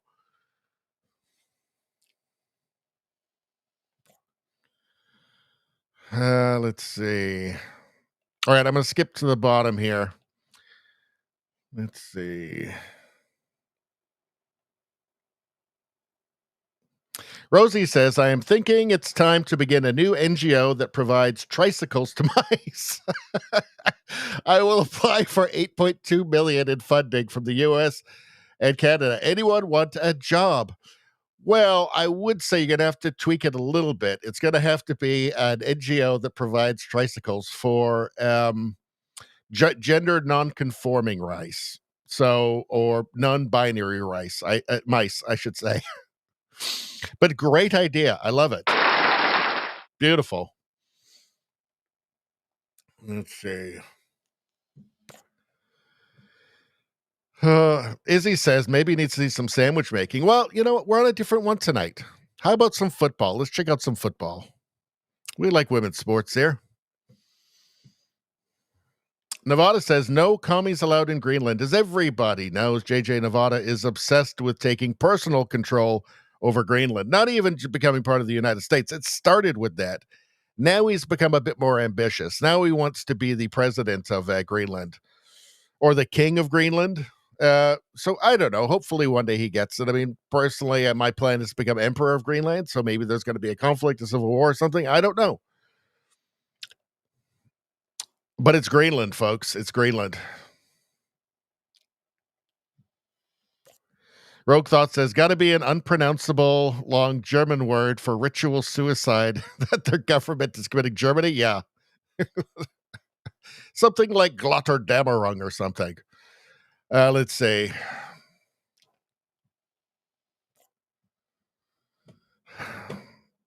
Let's see. Let's move on. Liberal spending. All right, let's leave the Canadian stuff for a little bit. Let's get to Trump, because he is the funniest president ever. Let's face it. Let me get rid of this tab though first. There we go. From Eric Doherty, he says funniest president ever. So I guess there is a deal for TikTok to become an American company. So TikTok has been fire hosing, civilization killing, toxic garbage all over American youth for years now. And when you see these celebrations over the Charlie Kirk assassination, or Luigi Mangione, the worship of Luigi Mangione, after just shooting a healthcare CEO in the back, just murdering a man on the street, all of this stuff, TikTok has a lot to do with it. It has just been, again, fire hosing toxic sludge onto not just the youth of the United States, but the entire Western world. And it was a Chinese-owned company, and China is an adversary. China wants hegemonic rule. China wants to be the number one country in the world. It wants to displace the United States. It's obvious what's been happening. I think this is a good move for civilization. Again, we're past like arguing over a few points on capital gains tax, right? It's now about civilization itself. It's like, do you want to have any freedom, like economically, personally, speech-wise, anything? That's the stage we're at now. Let's hear this. And now that Americans will have operational control, do you want to see the algorithm suggest more MAGA-related content prioritized? I always like MAGA-related. If I could, I'd make it 100% MAGA-related. It's actually a good question, but I would, yeah, if I could make it 100% MAGA, I would, but it's not going to work out that way, unfortunately. No, everyone's going to be treated fairly. Every group, every philosophy, every policy will be treated very fairly. Thank you. And now that That's all we ever asked for, was just fairness, right? Just treat us fairly. Right? There wouldn't be calls in Canada. There wouldn't be calls to defund the CBC if they just fulfilled their mandate, which was representing all Canadians instead of just being a propaganda arm of the Liberal government.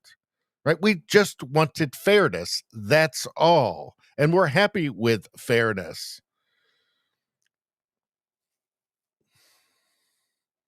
We're not the left. We're not authoritarians, right? Now, how this will work out, I don't know. We're still not getting fairness, is the thing. I mean, YouTube can come out and say that it's not going to censor anymore, and it's going to let people back on the platform. Well, Alex Jones tried to get on and was banned the next day again, right? So I wouldn't hold my breath for that. If anybody thinks that YouTube is not censoring conservatives still or suppressing conservative channels still, you're crazy. You're absolutely crazy. I mean, my new channel with like 70 subscribers is outperforming the channel I've had for years now with 13,000 subscribers. There's obviously something going on, right? There's obviously something on. That's why I started the new channel, to see. Like, I've suspected for years there was a foot on the face, a boot on the face of my channel. And yeah, there definitely is. But in any case, I think this is a step in the right direction, 100%, because you can't have a foreign government operating this very popular social media site in your country, which is just purely dedicated to bringing about the downfall of your country. That's a bad idea. Like, it's just common sense to say, maybe let's not China do that. Let's not let China destroy us from within. Now, of course, there'll still be tons of toxic leftist sludge on there, obviously. But all anybody ever asked for was fairness. Fairness. So maybe there'll be some of that now. We'll see. So how about this? It's actually worse than I thought. We've all known for ages now, right? Ever since the FBI refused to say whether or not they had people in the crowd on January 6th, we all knew. Well, obviously they do. That means obviously they did. I didn't imagine it was 275 plainclothes agents, not even informants, apparently agents. Robbie Starbuck, today the Blaze broke the news that the FBI had 275 plainclothes agents in January 6 crowds.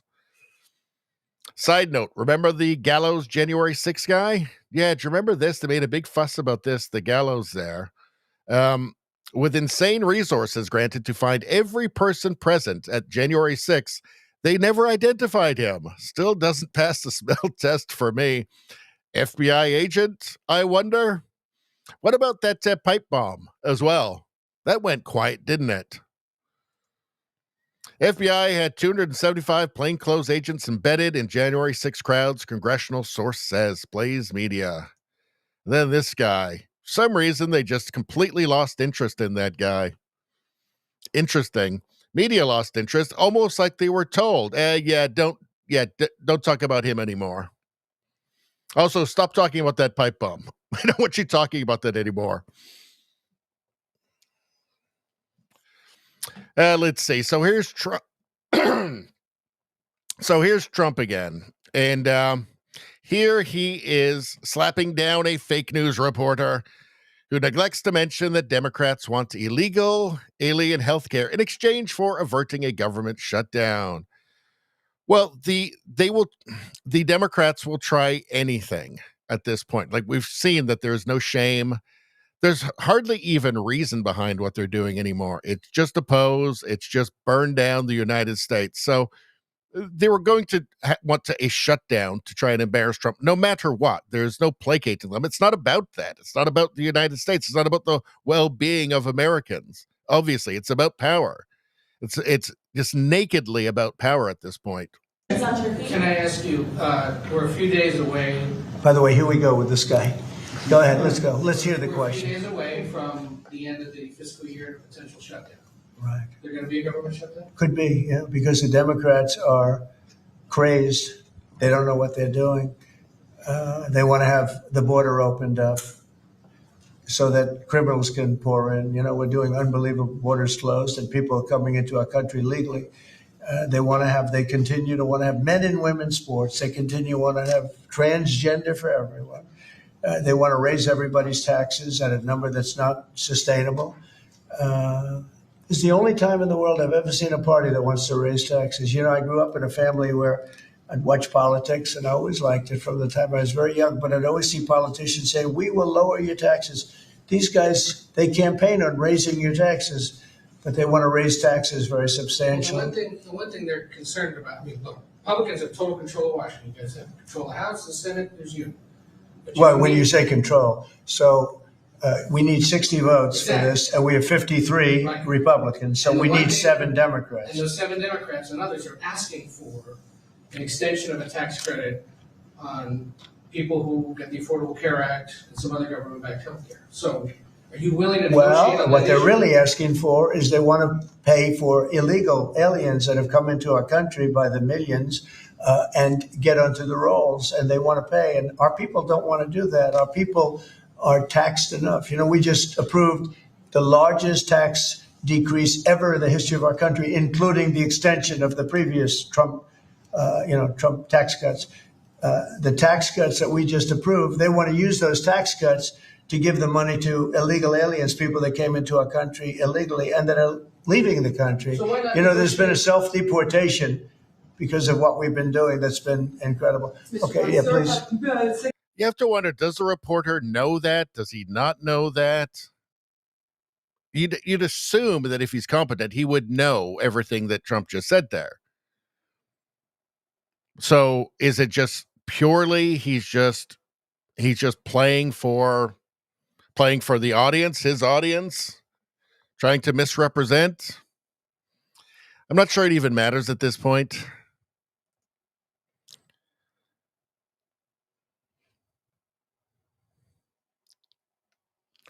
Here, Trump said this. Trump truthed this. The Democrats want illegal aliens, many of them violent criminals, to receive free health care.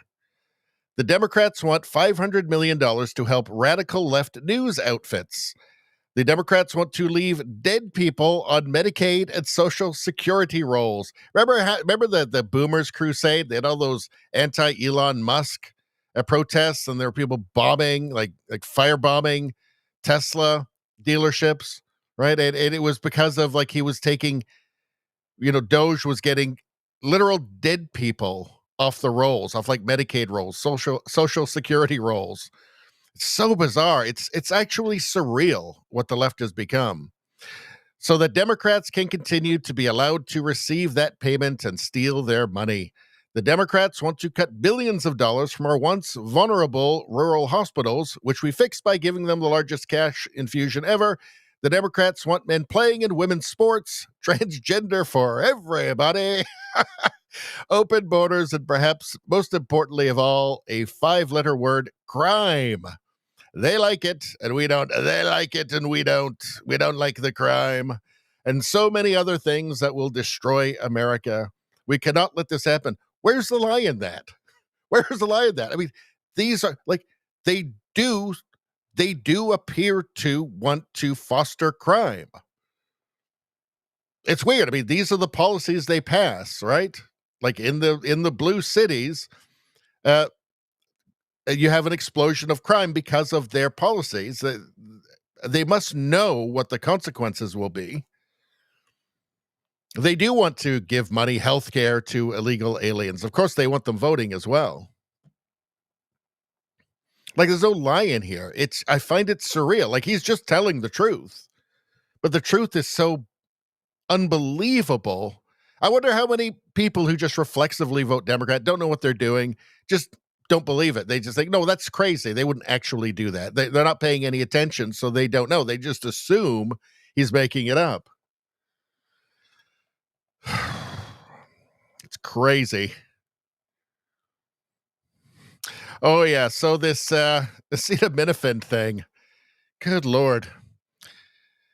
So RFK says that pregnant women should be careful taking acetaminophen because it's been linked to autism. And he's quoting a Harvard study on this. In fact, let's go find that. Hold on. Let's do hold on. There we go. Fact check.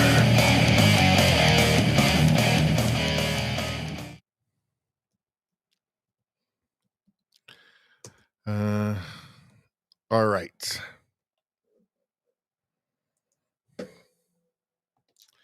So here we go. Harvard. From harvard.edu. Using acetaminophen during pregnancy may increase children's autism and ADHD risk. So there. That's Harvard, right? Harvard. And hold on one second. I just want to bring up RFK talking about this as well.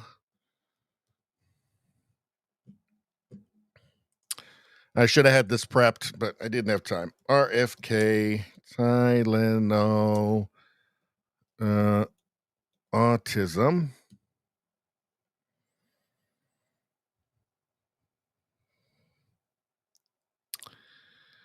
Let's see. Hold on.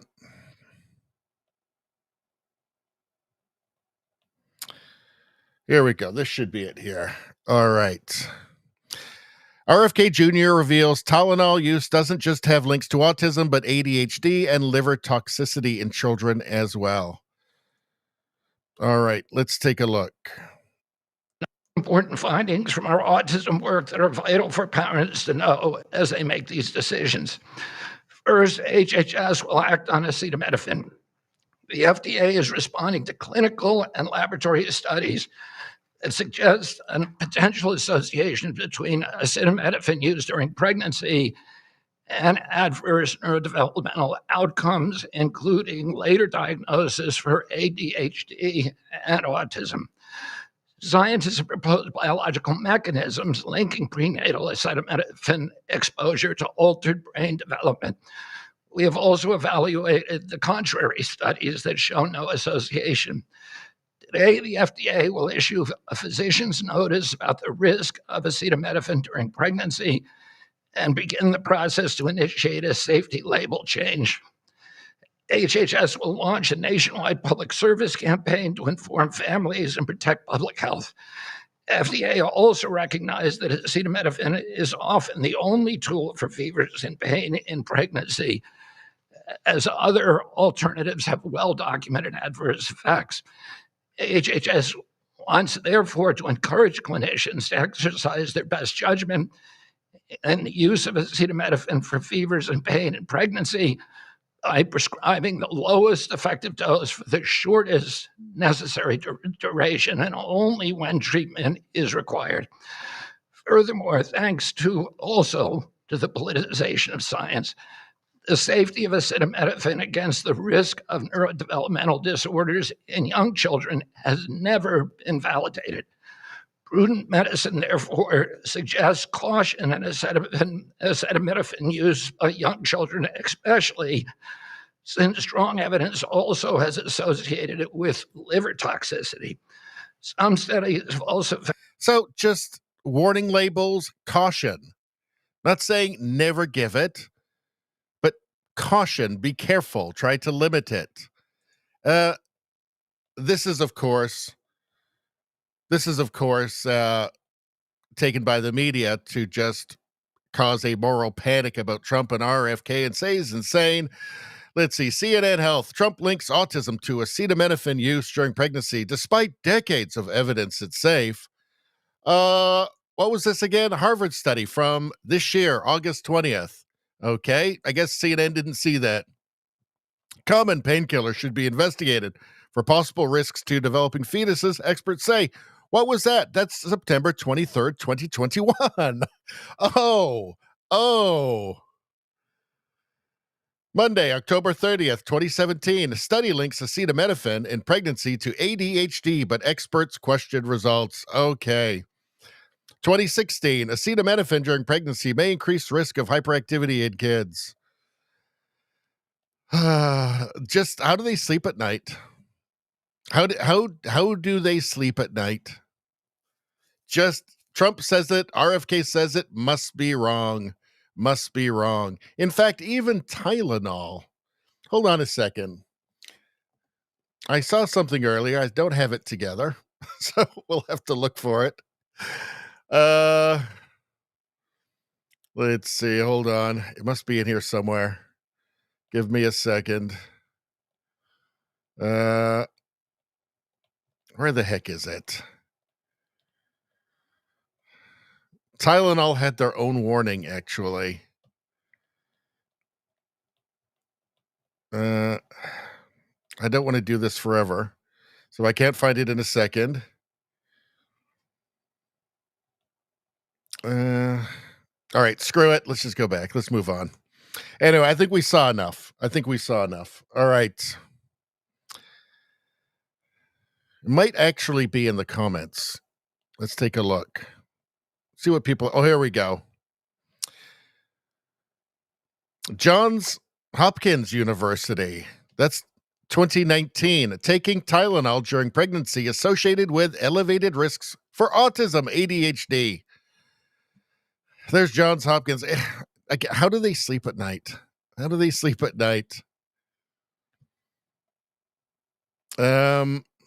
right.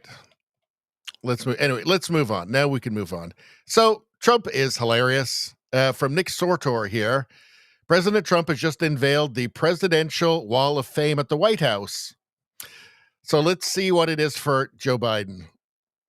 Let's see what portrait they have for Joe Biden. I think it's going to be amusing. There's Reagan, Bush, there's Clinton, there's Bush, there's Obama, there's Trump, and there's Otto Penn. Oh, the mad lad did it. Mad lad did it. That is hilarious. That might be the funniest prank of all time. Like, certainly for the White House. That is actually hilarious. And it's funny because it's true. It's the autopad.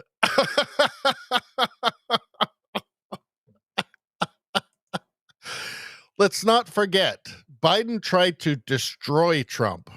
Not even in a political sense, like personally, right? Have him thrown in prison, bankrupted. They went after his family. He's got reason to be angry and to hate Joe Biden. He's got good reason. It's the auto pen, folks. It's the damn auto pen. Oh, that's great. That's great. All right. Let's go back to the chat for a little bit. All right. God, that's good. It's everything is worth it just for that.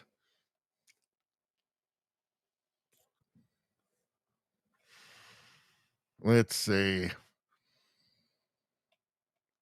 We're going way back here.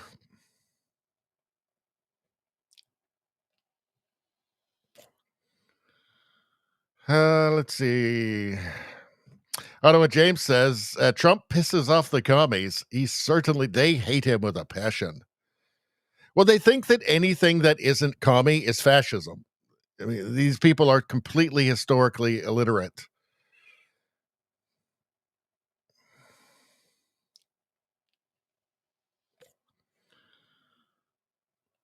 Let's see.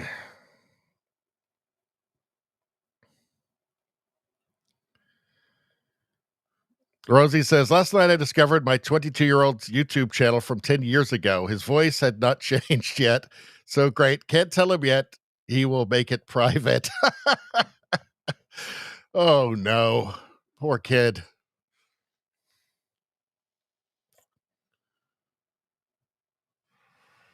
Rosie says, agents embedded, the 275 FBI, plainclothes agents. I think they were there to protect and defend, right? Well, unless they were working for commie pay. Yeah, I think we know what they were there for. I think we all know what they were there for. Let's see.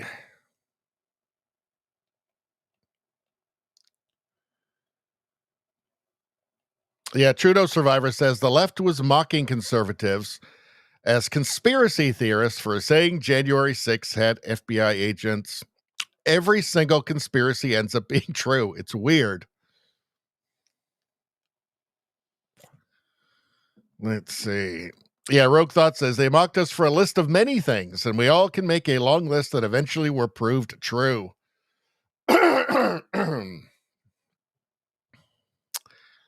I think my first one many years ago now was the let's see, the bat virus lab in Wuhan.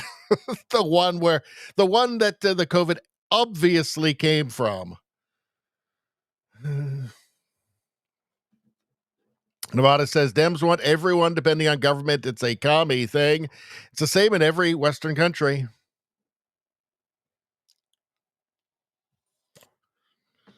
Judo Survivor says, meanwhile, the left believes a MAGA supporter shot Kirk. Yes. There's like 36% of them think that.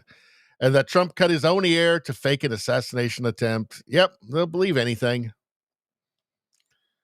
Let's see.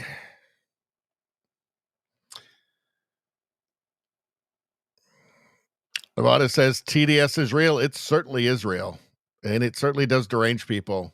I don't know what James says. Oh, Bobby, that voice, man. I know. It's tough. Trudeau Survivor says there are great compilation videos of the MSM News warning against Tylenol during pregnancy, I'm sure. Let's see.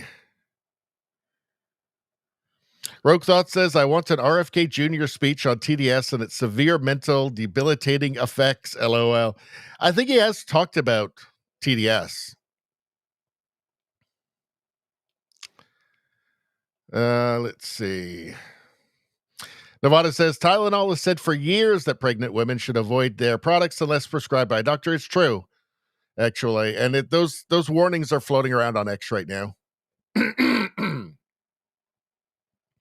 Nevada says, so liberal women started downing Tylenol and one is already dead. Well, we're going to get to that in a second. Let's see. Let's skip down to the end here. Jack, how you doing? Good to see you. Every accusation the Democrats make is an admission. Well, yes, it's all mirroring, right? It's all projection. It's actually a leftist strategy. It's like, isn't it like rules for radicals? Accuse them of doing what you're doing. Essentially gaslighting. Rosie says, I'm still trying to figure out how liberal women are 23 weeks pregnant. Didn't they vow 4 years of abstinence? They did. They did. What happened? All right. Rogue Thought says, imagine Trump announces cyanide ingestion can cause mortality. 24 hours later, you know what would happen. Let's see. Rosie is growing concerned for these football players, especially the ones in dark blue. How many places does one need to wear their number? I don't know. All I know is I'm a sports fan. A sports fan. So let's get back to it again. Where are we? There's Trump. All right. Did we have anything else here? All right. We already covered that stuff. We can move on now. What are we? 2 hours and 15 minutes in. We're only on tab like 5. Oh, man, this is going to be a long one. All right. So Travis Dhanraj was a CBC anchor. He had his own show. He's no longer with the CBC. He is saying that there's an enormous amount of bias, political bias at the CBC, and that he wasn't allowed to have conservatives. He wasn't allowed to have conservatives on that he wanted, and that essentially it's a partisan organization. So he started up a new podcast with a fellow host, and he's spilling the beans, and he's suing the CBC right now. Let's take a listen. And I think fundamentally, the executives that are listening to this, the folks that are in the boardroom right now, figuring out whether or not they're going to sue Can't Be Censored and Travis Dhanraj, or what statement they're going to put out when the media asks about this. They need to stop concentrating on that and recognize that there is a problem, that there are Canadians, a large proportion of Canadians, losing trust in this institution. And until you recognize... Lost trust. It's gone, and it's not coming back. That there is a problem, you cannot start to deal with it. And really, they really have to deal with this. Yeah, trendsetter. They're not going to. It's Can't Be Censored, the podcast, or CBC. So that was good. I like that. Yeah, they don't care. They know where which side their bread is buttered on. They know that they're going to lose funding if the Conservatives win. So it's life and death for them. They will fight tooth and nail to keep the Liberals in. Let's take a look at this. So who's banned on the CBC? You didn't follow the protocols. Yeah. Right? So I had to send this like apologetic email where I was like, I'm so sorry I didn't follow the protocols. And this happened again pretty early on when you were contacted by a prominent American. Tucker Carlson called me. Okay, Tucker. Let's just Tucker Carlson called me. And by the way, he's coming on this show, and I'm supposed to go on his show to talk about all this stuff. And I don't know. So he had to leave the CBC to interview Tucker Carlson, to talk to Tucker Carlson. It shows you what the CBC is. Not Can't Be Censored, but the Canadian Broadcasting Corporation. Tucker Carlson, like I didn't have his like phone number in my phone or anything like that. My phone rang one day, and it was Tucker Carlson. And he said, I watched your Intersection panel. I'm up here in Canada. I like the Intersection panel. I'm going to interview Danielle Smith for this fireside chat, the Premier of Alberta. And I'd like to come on the show.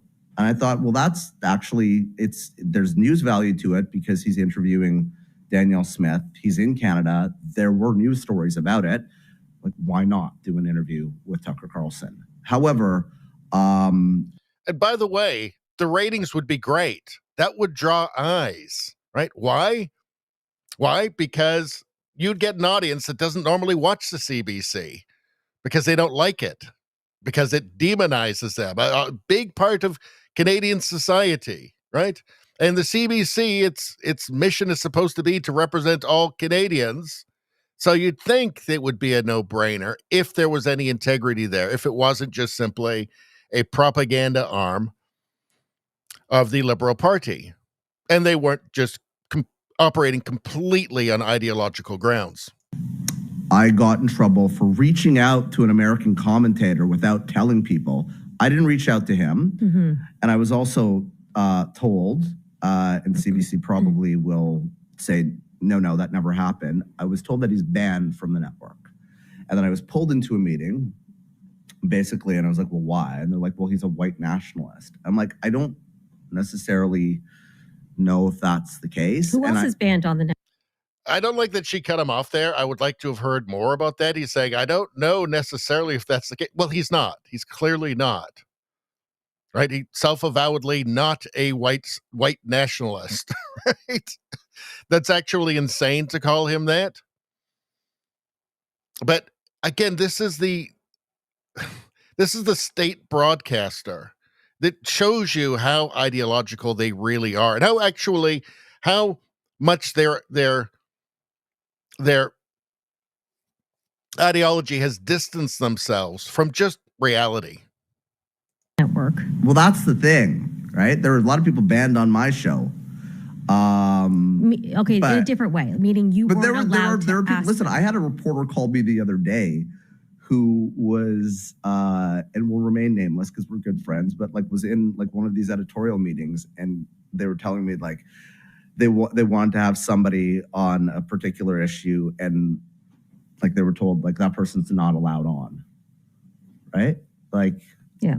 I don't know how that decision is made, how like they're actually banning people from coming on now. And, you kind of pointed out how silly this all was, because if you had wanted to ask.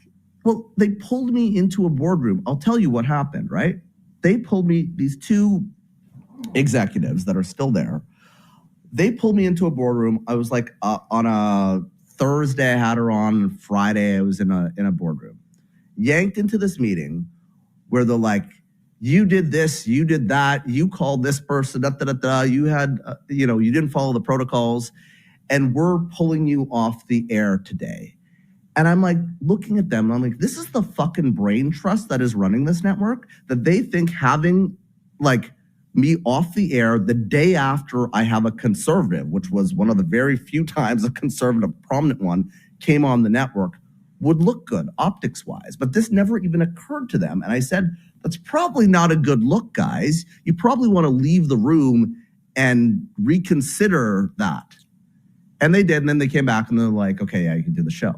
But I mean, again, it goes back to that initial conversation where I was threatened to be pulled off the backfill, right? That these were the constant threats that I was experiencing. Yeah. Yeah, it's because they're a propaganda outlet and he wasn't getting the message. They were trying to tell him. They're trying to tell him, no, we don't do news here. You have to understand, we're not doing news. We're not trying to inform the public. We're trying to manipulate the public.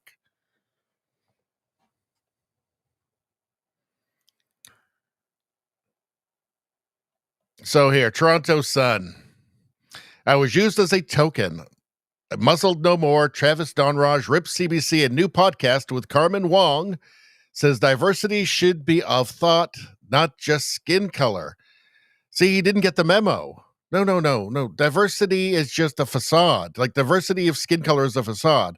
What they want is a total uniformity of ideology, total uniformity of thought. They want a monoculture, right?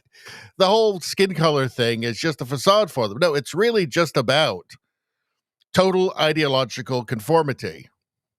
And he didn't get the message. Let's see. All right. The CBC has lost its way. It's time to gut and rebuild it. I think it just has to go, personally. Like, I think it just shouldn't exist anymore. It should be made an example of. But this is from September 23rd. Growing up in Calgary, I admired many of the same things my peers did: hockey heroes, national icons, and big dreams. But while others imagined themselves lifting the Stanley Cup or soaring through the skies in fighter jets, I found myself drawn to something else entirely: the power of storytelling. And then he talks about the old days of CBC here. I have a lot of nostalgia for the old CBC myself, but it's gone. It's gone. I'm not sure it can be brought back. I think the whole institution is just so rotten at this point. All right. Let's move on. So let's go to the UK. Actually, you know what? Before we do that, I need to take a quick break. We've been going 2.5 hours, and you guys know what the score is. All right. How about we put on the Fixing Your Knife show? This is a good one. And this show is only about how to fix a knife handle. That's it. This show is about nothing else.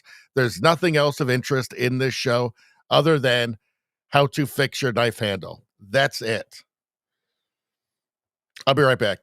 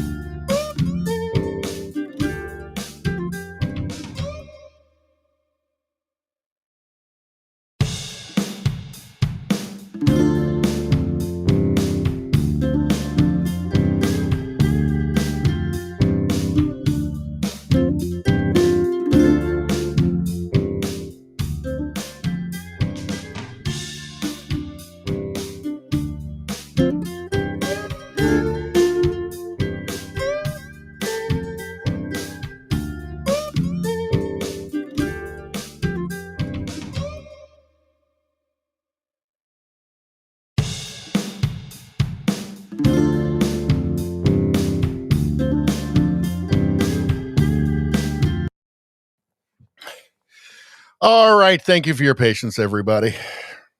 About 2.5 hours. Come on, you got to cut me a break here. All right. This is a great time to suggest that everybody who's not subscribed, subscribe to the channel. Wherever you are, subscribe to the channel, like the stream, get your free good karma right now. In these troubled times, can you afford not to? I wouldn't.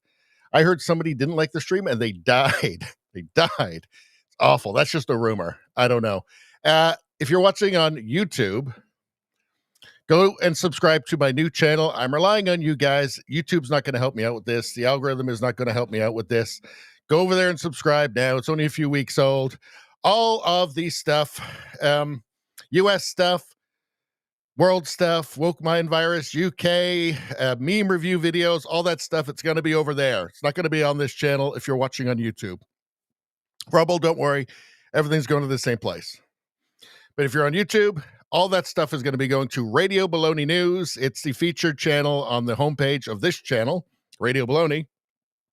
Go there, subscribe. You can get, I just made a great video over there showing you how they fake the numbers to tell you, to lie to you about how the right commits more violence than the left. Total nonsense. I explained the whole thing to you. It's really good. I've got a video on Morrissey having to cancel shows because far-left lunatics are threatening to kill him now. Meme reviews, J.D. Vance Trump, all that great stuff over there. Please go there and subscribe. I need your help. Help me.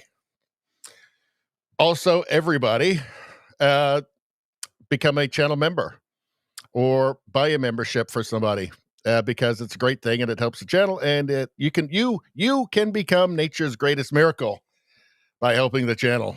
All right. James Metcher says, LOL, like and follow Radio B. Wise words. Wise words. Very good person. Very good person. I have the best people watching my streams. Beautiful people. Big brains. They've got big, beautiful brains. The people who don't watch are losers. They're all losers. Everybody knows that. It's sad. It's very sad, actually. But we don't want them, do we, folks? We don't want them. We don't want the losers. All right. Ottawa James makes a great point. Fire the commies. Fire those commies.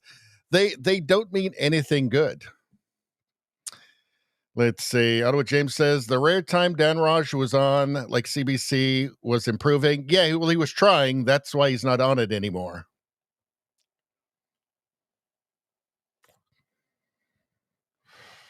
Rogue Thought says, it's okay to be white, but why do they make it about race? We know. And being patriotic or nationalist, nothing wrong. Well, the left had a problem, right? So in the 90s, they realized they had a problem. That you had the collapse of the Soviet Union. You had China moving towards capitalism, and the commies had a problem. The Marxists had a problem. And it decided to turn, and really this started in the 60s with French communists. But it really went into overdrive starting in the 90s, where they realized they had to make communism not about race, but about identity. So that's why we have like gender and race communism now, because of that.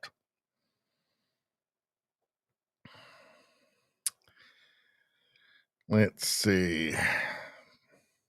Nevada says, that sure is a pretty knife. It's a great knife, isn't it? That's why I picked this for you guys, because I knew you'd like it. Rogue Thought says, she knows what she's doing. I mean, look at that fixed handle. Well, exactly, right? Exactly. Let's see. Nevada says, she can work on my knife anytime. Well, she'll fix it up good. She'll fix it up good after you hit it with that piece of wood and the handle breaks right off. She's a keeper.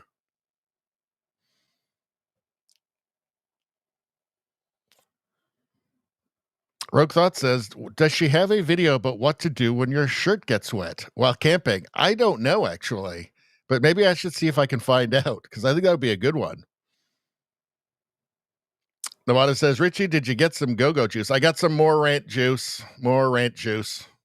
Liquid, and when I say rant juice, I mean liquid crystal meth. No, coffee. Coffee.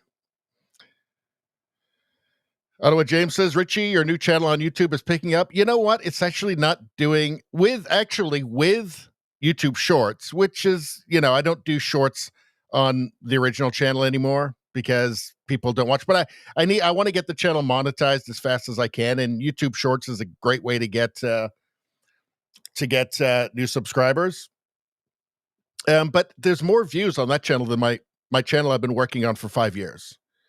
So my suspicion was always that when I started the channel, it was right before COVID, and I immediately started doing COVID videos. Probably a bad strategic move for my channel. Probably a bad tactical and strategic move for my channel.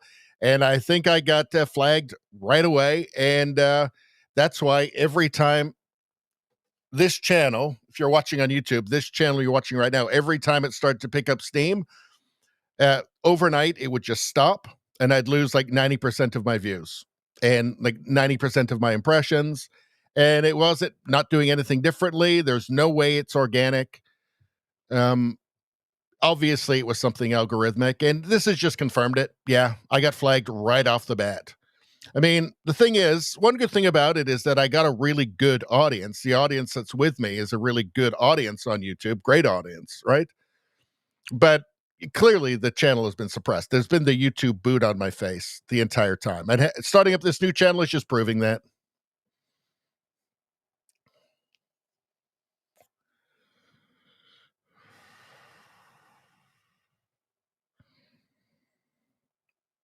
Let's see. Nevada says, I saw a baby once that was like 7 months and a week old, very tiny girl, but she made it. Well, did the girl on the video fix it? Is that what happened? She can fix everything. Ottawa James says, yeah, you were shadow banned. Yet still am. I don't believe anything they tell me about not censoring anymore. Rosie says, sorry, I missed knife class. I was looking for a photo of my nieces born early gestation. They were tiny. No photo has anything that would show size relative to something. No success. Okay. Well, my first born was 6 weeks premature. He was pretty small, but he is all right. Rogue Thought says, always have their thumb on the scale, YouTube. It's true. And again, this new channel is proving it, you know. Let's move on. Concerned Citizen posted this. So Keir Starmer, I think they call him two-tier Keir, and they call him Keir Stormtrooper. He's a far leftist authoritarian, a radical progressive. He appears to hate the British people, British history, British identity. He appears to exist purely to punish like patriotic British people and for nothing else. So Keir Starmer says his government needs to gear up for violence against at least 3 million Brits of all ages, races, religion, and of color, all mostly concerned parents worried about their kids who protested in London. Wow. So, yeah, Starmer condemns poisonous beliefs displayed at Tommy Robinson rally. Well, I saw the videos of that. I think there were 26 people arrested. I think most of them were like Antifa counter-protesters. When you have, I think the lowest reasonable estimate was hundreds of thousands. It looks like it was probably more like 1 million people. When you have that, even if they were all people who were there for the rally, for the Unite the Kingdom rally, that's nothing. That's nothing. That means that it was very peaceful. But let's hear Stormtrooper here. And at its heart, its most poisonous belief, and this was on full display here in London just under 2 weeks ago, that there's a coming struggle, a defining struggle, a violent struggle for the nation, for all of our nations. So this is the projection. This is the far left projection here. This is what he wants. And you don't have to be a great historian to know where that kind of poison ends up. And at its heart, its most poisonous belief, and this was on full... Yeah. Sounds like he's got some malign plans, some malign intent. So they're arresting 12,000 people a year for social media posts, for saying things like, deport people that are in the country illegally, for criticizing the immigration policy of the far left Labour Party, stuff like that, for saying that you don't like seeing Palestinian flags everywhere, stuff like that. Now he's talking about his government needs to gear up for violence because of what was it he called it? What did he say about all of those like families and, parents worried about their kids? What did he call it? At its heart, its most poisonous belief, and this was on full display here in London just under 2 weeks ago, that there's a coming struggle, a defining struggle, a violent struggle for the nation. Again, it's pure projection, poisonous belief. The people who object to 12,000 people a year being arrested by him for accurately describing reality. And for immigration policies that nobody wants. Nobody wants.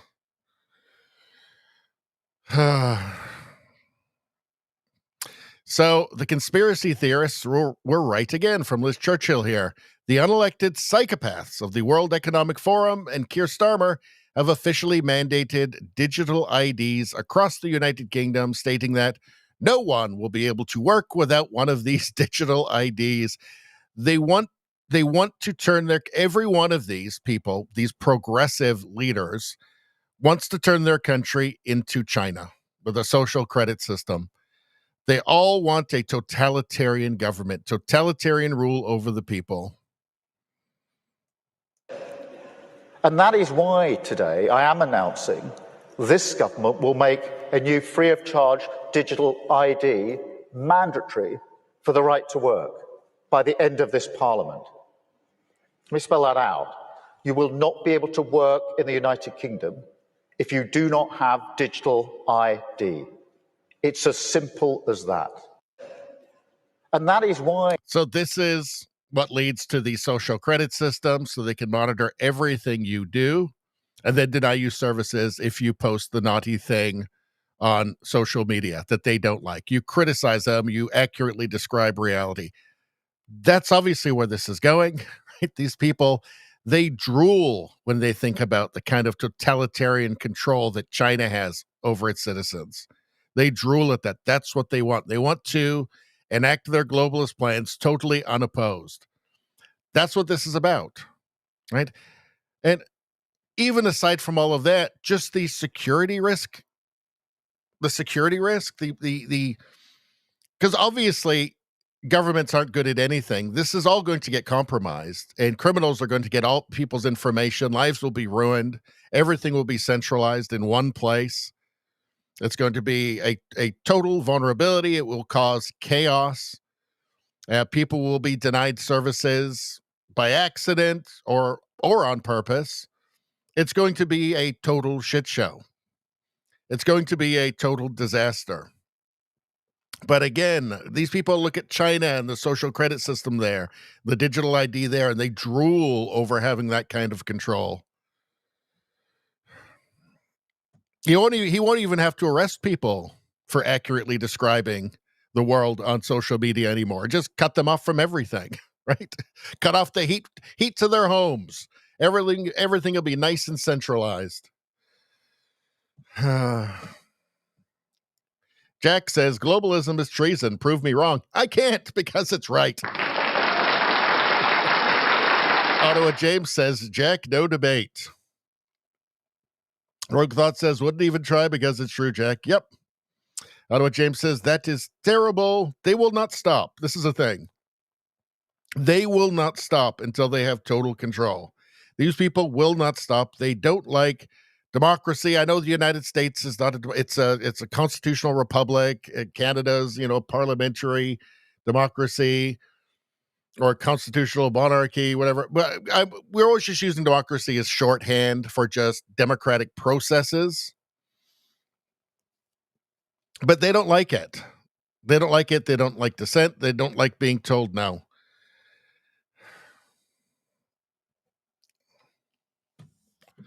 All right. Hold on a second.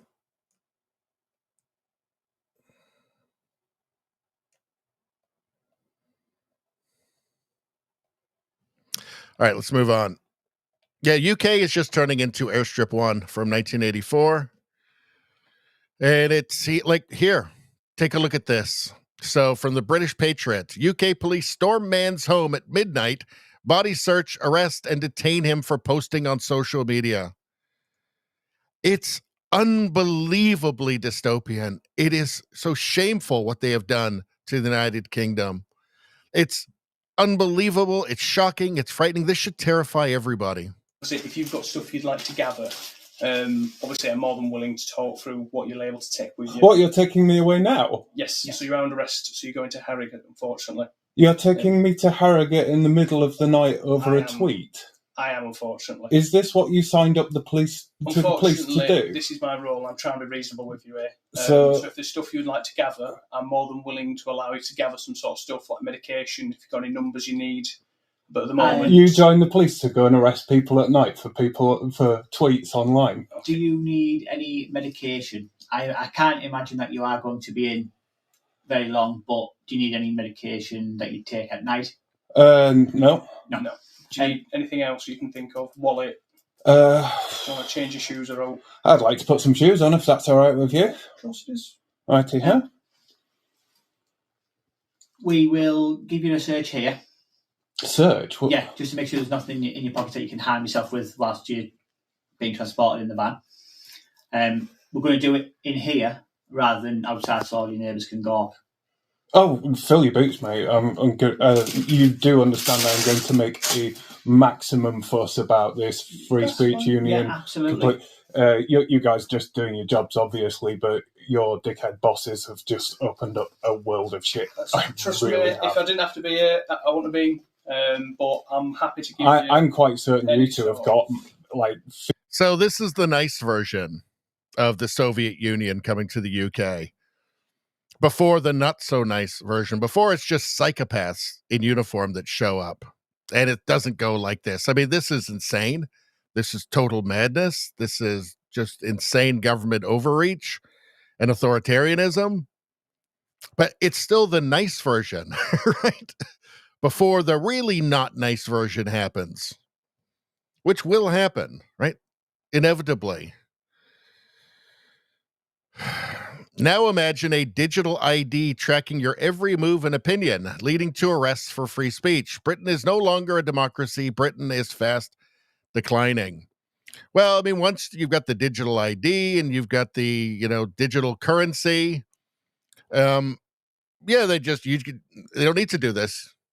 You just won't be able to do anything. You'll just starve to death.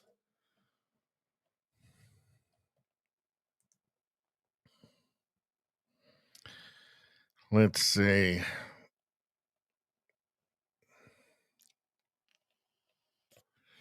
We already saw that. So I saw this again, even more dystopian. More dystopia for the UK. Steve Miller posted this. Katie Hopkins arrested and may face prison. Katie Hopkins is being interviewed under caution in relation to her live broadcast of Katie's Arms.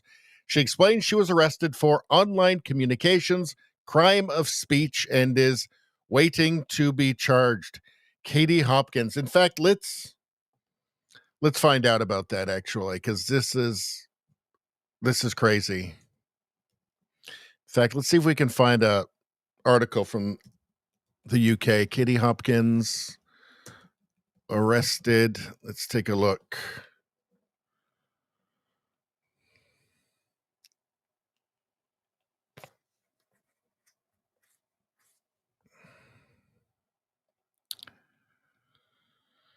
Not much on this. What about Devon Live? What's this? Okay, hold on a second.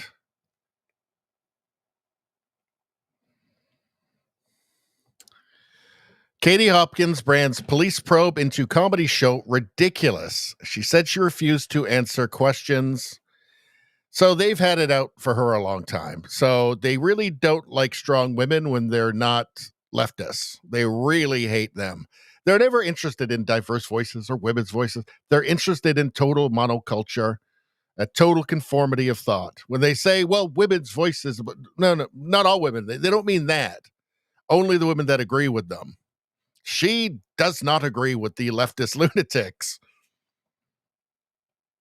Divisive celebrity Katie Hopkins. It's only ever conservatives or right wing that's divisive. You notice that?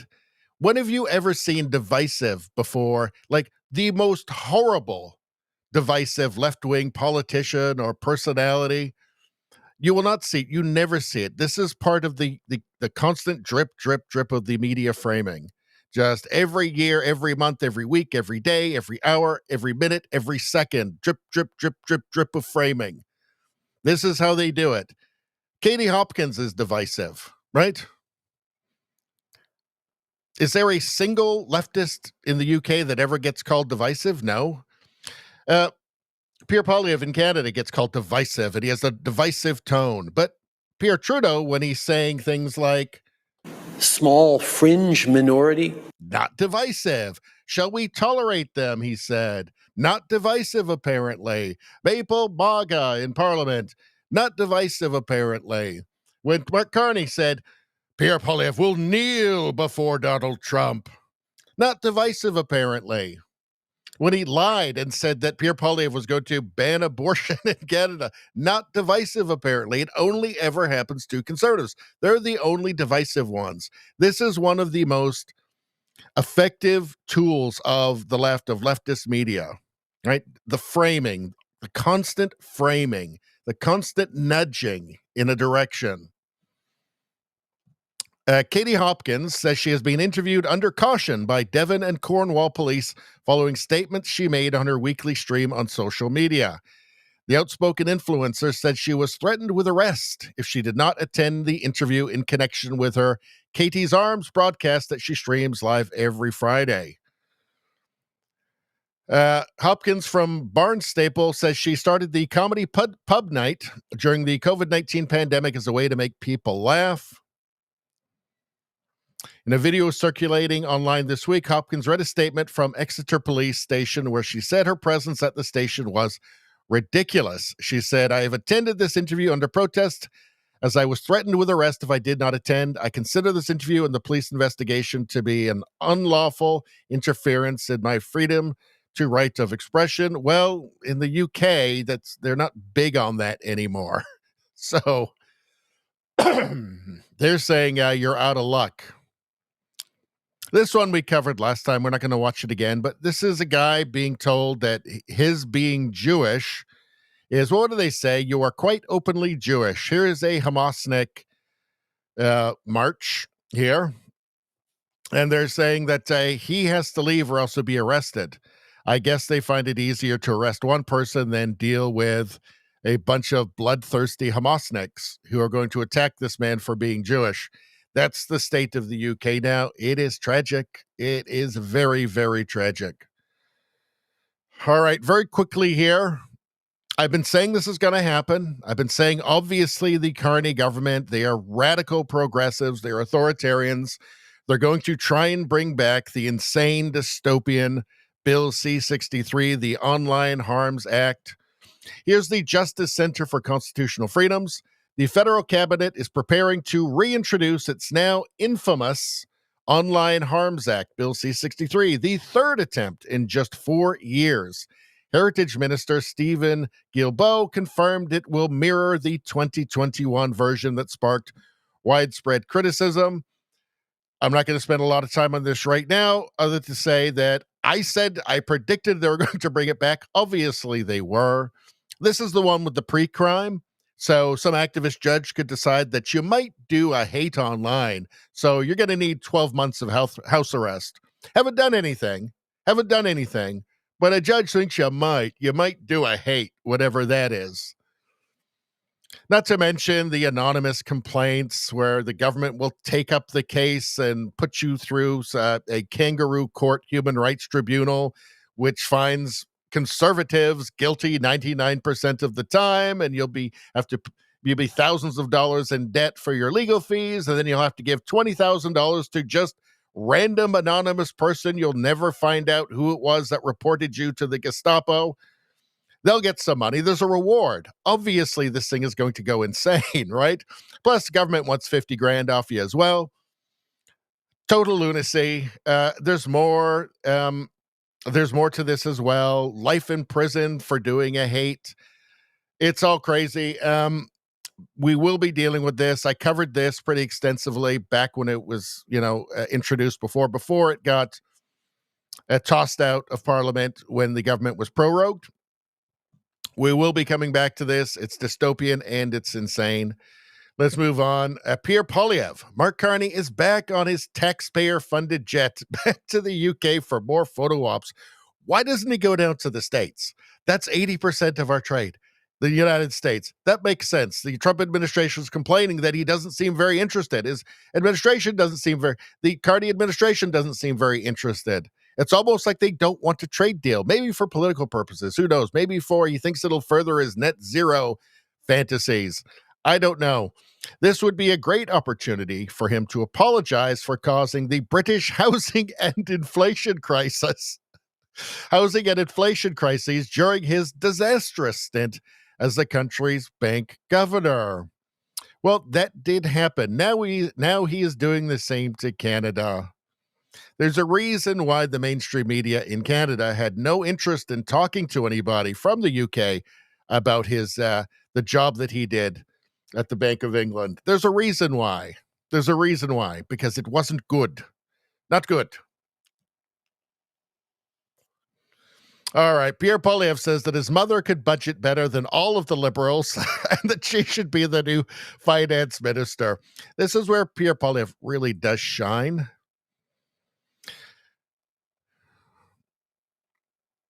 But he makes a great point because it really couldn't be any worse. I mean, Mark Carney was sold as this hyper-competent, brilliant economist. We're not even getting a budget until November. Nothing seems to be happening. Everything seems to be just chaos and dysfunction.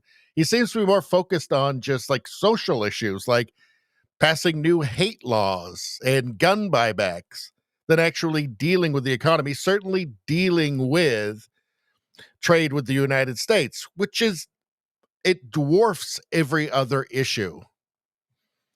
But let's hear what Pierre Poilievre has to say. Mr. Speaker, I can confirm he definitely does not know my mother.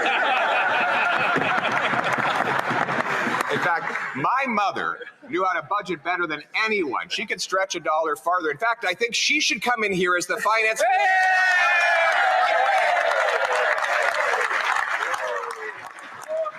We sure wouldn't have a PBO report showing the government adding $1/3 of $1 trillion of extra deficits. We know that every single dollar this Prime Minister spends comes out of the pockets of hard-working Canadians. Why don't they know that? Mr. Speaker, I can... They know it, they just don't care. That's the problem, right? They just don't care. Right? They know that, the Liberal voters, they know that if you say to them, we're spending more on servicing the interest on the national debt than the federal government gives in transfer payments for health care to the provinces, you can tell them that, and they'll just go, I want more. Spend more on health care. Like, none of it will register, right? The reality will not register. They won't be able to see further than their own shadow. And they've been trained to be that way. They have been trained to be that way by the CBC teleprompters.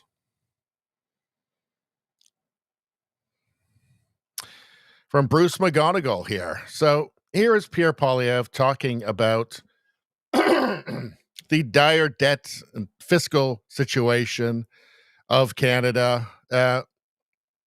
In 5 years, Mark Carney is forecast to run up $315 billion in new Canadian debt.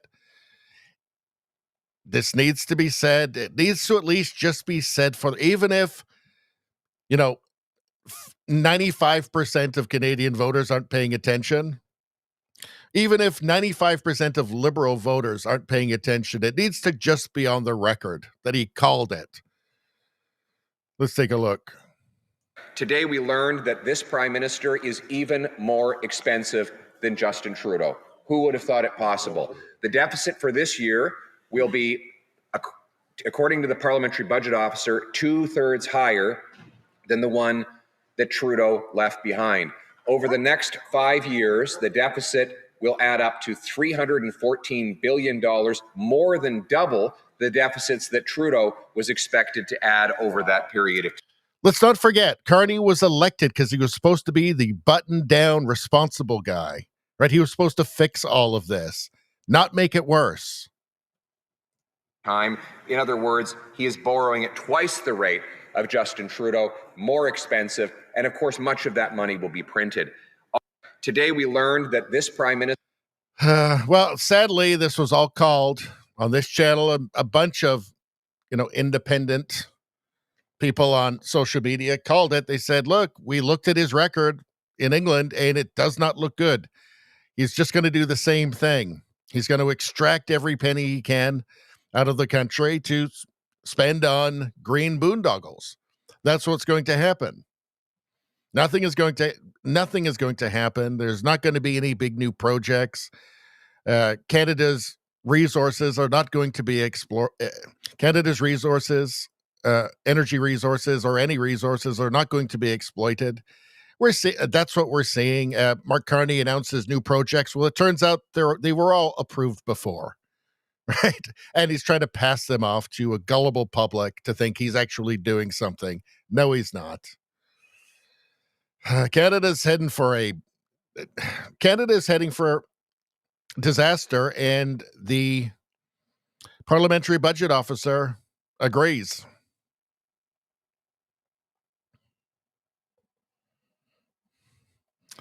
So what's this? Here's Pierre Poilievre again in his natural environment, which is Parliament.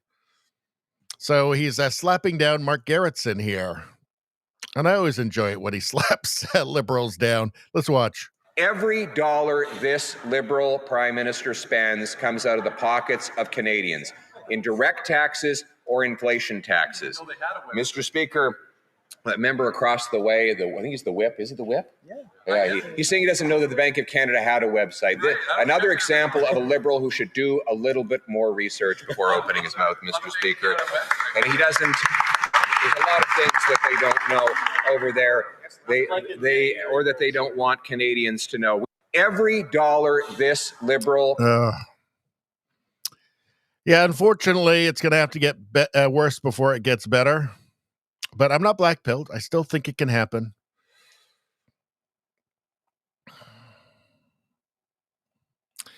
Let's see.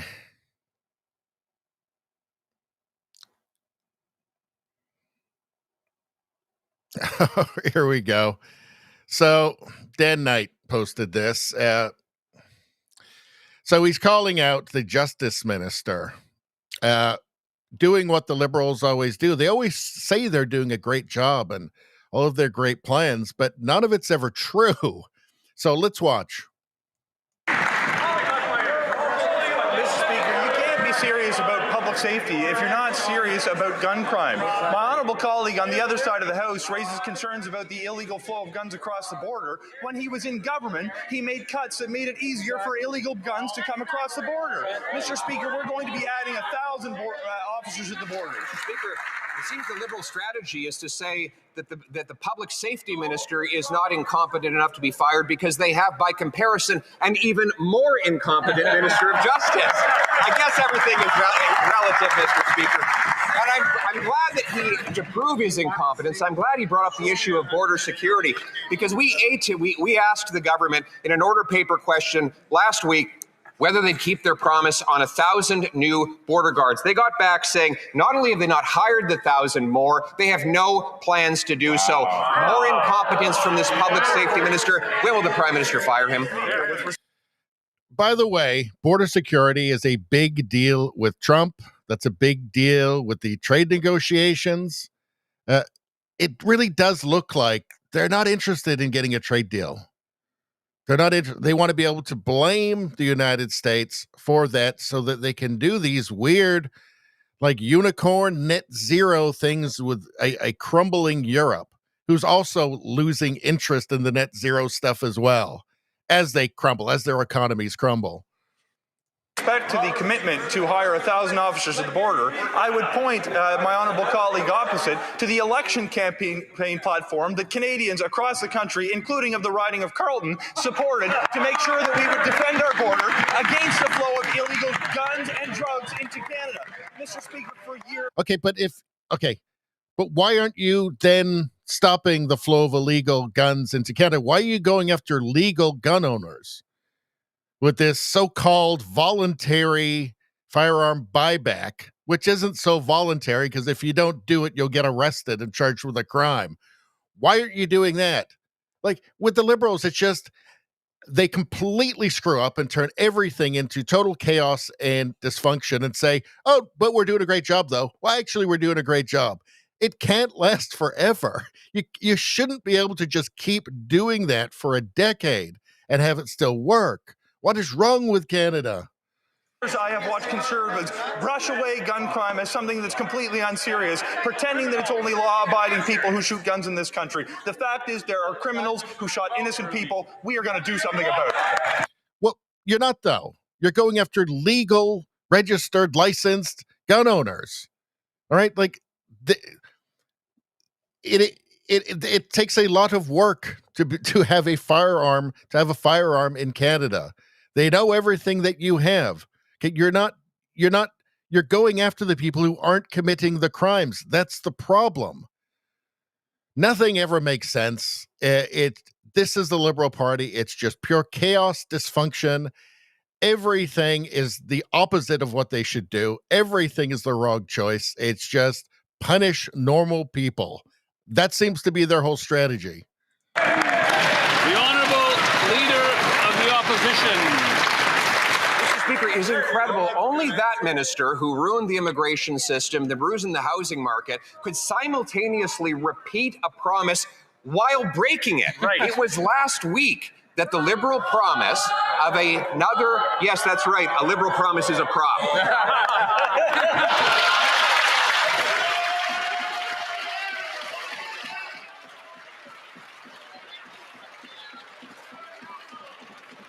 It was just last week that the minister's own department revealed that they are breaking their promise on 1,000 new border guards. They say they are not only have they not hired the 1,000, but they haven't even developed the plan to do so. That is the responsibility of the public safety minister. He's broken the promise. Will he be fired? On the 28th, Canadians gave this government a mandate to do many things, including...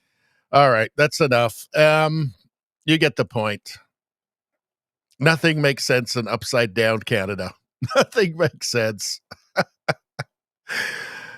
All right, what's this? I can't even remember what's in this one. From today, this is up there with one of the best moments of Pierre in Parliament to date. He nailed it here. This was posted by Ryan Garrettson. Let's take a peek. Mr. Speaker, the Liberal illusion is now on a collision course with reality. See, the Prime Minister ran an entire election campaign promising to be the opposite of who he was and to do the opposite of what he had been saying and writing and what the Liberal government had been doing for the prior 10 years. It wasn't just on this question of developing our resources. It was on questions of fiscal policy. He had obviously caused a massive inflation and housing crisis in the UK by printing nearly endless sums of money over there, and then came back here promising that he would spend less, a promise he promptly broke. He advised the Prime Minister in this country, Justin Trudeau, to do likewise, and then promised to do precisely the opposite. He argued that not only should there be a carbon tax, but that tax should be raised even further, only to promise that he would get rid of it, a promise that he is already in the process of breaking. And he had campaigned around the world to defund the energy sector, convincing financial institutions to stop loaning and investing to Canadian energy, and writing, and I quote, that he believed that as much as half of oil reserves, proven oil reserves, need to stay in the ground if we're going to get where we are, And he further said that it was a, quote, sensible decision to cancel the Northern Gateway pipeline. I think it is the right decision, he said. Those were his positions up until, about 2 months before he launched his campaign for prime minister, at which point he suddenly reversed himself and tried to plagiarize the positions of the Conservative Party. Now, here's the problem with someone pretending to believe something he clearly does not, just to get elected, is that after the election is over, he reverts quickly to his original course. And that is what we have seen. While there have been many illusions that he would change course, that he would approve projects, that he would, quote, build at unimaginable speeds, none of this has materialized in any form of reality. Here we are, 6 months into the latest Liberal term, and there is not a single new project that was not already in the works which has been given the green light, and certainly not one that is under construction. And so today, we have an opportunity to find out what the Liberals' real position is on the subject of a pipeline. Because yes, this motion is about our ability to ever build a pipeline. Let's break it down. We all agree that Canada has the most resources in the world. We all agree, at least Liberals and Conservatives agree, that the only reason we can't build pipelines to move those resources to tidewater is because of federal bureaucracy and federal laws. Now, you might ask, how can you say that the Liberals agree with that proposition? Well, the answer is that they passed C5, the foundation of which is that we need to go around all of the Liberal laws and bureaucracies in order to get things built. Yeah, by the way, so instead of just getting rid of their, basically, nicknamed the No New Pipelines bill, instead of getting rid of the legislation that prevents Canada from utilizing its energy and making money, they pass a bill that allows them to bypass parts of their own bill. When I say chaos and dysfunction, I'm not using those words lightly. Law literally allows the Prime Minister, through the stroke of the pen, to go around all of the environmental, public safety laws and the associated bureaucracies, which means that he believes that those laws and bureaucracies are neither necessary to protect the environment nor possible if you want to get anything done. So we agree that the laws and the bureaucracy are the obstacle. Here's where we disagree.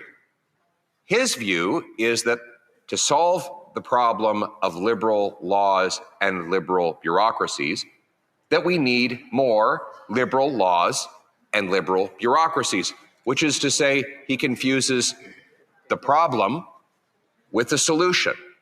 We believe that if there are Liberal laws and bureaucracies roadblocking development, then get rid of those Liberal laws and bureaucracies. Put simply, get out of the way. Get out of the way. I guess that would just be too pragmatic. That would make too much sense. Pierre mentioned there that Mark Carney seemed to reverse himself on everything he believed for his entire adult life, just as he was running for prime minister. I mean, those of us that were paying attention, I'll saw right through that. I mean, his book Values was not written 20, 30 years ago out of youthful naivete. No, it was like 2022. He clearly still believed everything he wrote in that book. All right. Anyway, let's move on. Do we have anything else here? All right, let's move on. We're already 3 hours and 12 minutes in, people. How am I going to get through this? Let's do a quick, let's go to the chat quickly, and then we'll get on to memes. I'm not going to do too much chat because we're running really long, and we still got a ton left to do. Let's see. All right. Ottawa James says, creepy Carney. Some people call him Carnage Carney or Mark's Carnage Carney or Mark's Carney.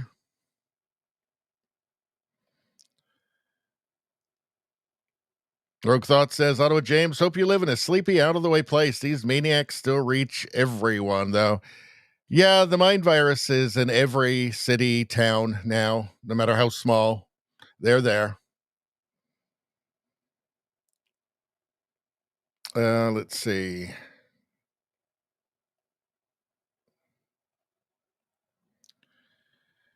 Let's see. Rogue Thought says every program is a word game. Gun buyback equals confiscation. Yeah. Well, it's very dangerous with Mark Carney lying, doing interviews and lying about it being voluntary, because somebody could watch it and think, oh, well, I guess I don't have to hand my guns in there. I heard the prime minister say that it was voluntary when it's not. Like, if you don't do it voluntarily, okay, during the amnesty period, they will come to your house, kick your door down, put you in cuffs, and throw you face down on your lawn, terrify your family while they seize your guns. You will be charged with a crime. So it's extremely reckless and dangerous and irresponsible for him to be going on and saying, oh, no, it's voluntary. This is not confiscation. It's voluntary. That's just a lie. And he knows it's a lie, yet he's saying it anyway.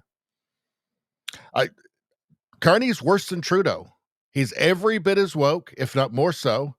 And he's sneakier. He's marginally more intelligent than Trudeau, which makes him more dangerous.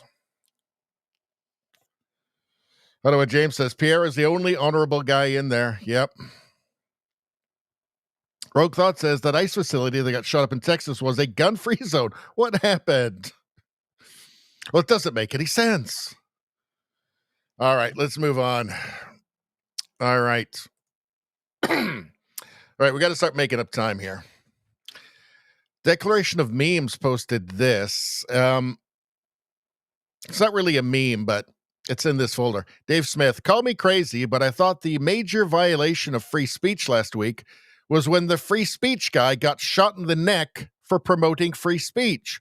Evidently, it was the vaccine salesman with terrible ratings getting fired. And they brought him back. They brought Jimmy Kimmel back anyway. But this is, I mean, if this is the way that it's presented to a CNN watcher, that's just the way they'll see it. Yes, the tragedy, the real threat was the vaccine salesman with terrible ratings getting fired. That's the real threat to democracy or something. It's sad. Let's see. Cocaine eyes, marijuana eyes, beer eyes, Tylenol. Oh, no. Oh, dear. Let's see. Yeah, because RFK with the Tylenol. Let's see. Planet of Memes. It's pretty simple, actually. Trump is not my president. Trump is not my president. Is Donald Trump your president? Let's see. Are you a U.S. citizen? No. Donald Trump is not your president. Are you a U.S. citizen? Yes. Do you like him and did you vote for him? Yes, Donald Trump is your president. No, I hate him. Oh, it's still Donald Trump is your president. Uh-oh. I guess this is a just deal with it thing. This is a just deal with it thing. You didn't get your way. Let's see. Spill the Memes posted this. Mom, eat all of your food. Mom says, eat all your food so you'll grow up to be big and strong. Me now. Oh, dear. That's what happened. I wonder if Mom says now, well, you don't have to eat all of it, actually. You can leave some of it on the plate. Just a little bit. Simple truth from a man of memes. Trump just asked the question we all want the answer to. Why are Democrats rooting against America? Answer, because they are communists. They really are, though, is the thing. They really are. Like, collectivism has now apparently just become normal. People used to know better. If you talk to somebody who's really a big fan of like Karl Marx and collectivism and communism, ask them, well, which is your favorite? I hear that the killing fields are nice at this time of year, really nice in the fall. I mean, do you prefer Red Terror, Great Leap Forward, Cultural Revolution? What about decoolization? Where is the utopia? Not even utopia. Not even a utopia. Just the place that isn't a total hellhole. The place that's collectivist, that isn't a total nightmare hellhole? Like just a place you are incredibly unfortunate to be stuck in. Where is the place? Oh, the place doesn't exist. It's every place that's Marxist. It's every communist place. Let's see. Well, there's Baron Trump. Father, tell them oxygen is good for them. Well, that would make it simple, wouldn't it? Solve a lot of problems right there. Declaration of memes. Let's see. As a feminist, I use my mom's last name instead of my father's. You mean you used your grandfather's last name? Data's got a point there. I think Data's got her with that one. I think he's got her with that one. Data is very sexist, apparently. Extremely sexist. Which is why Star Trek The Next Generation was so good. Let's just admit it. Let's see. Oh, yeah, we already... So this is the we need a White House Vance meme wall. Yeah. This is pretty good.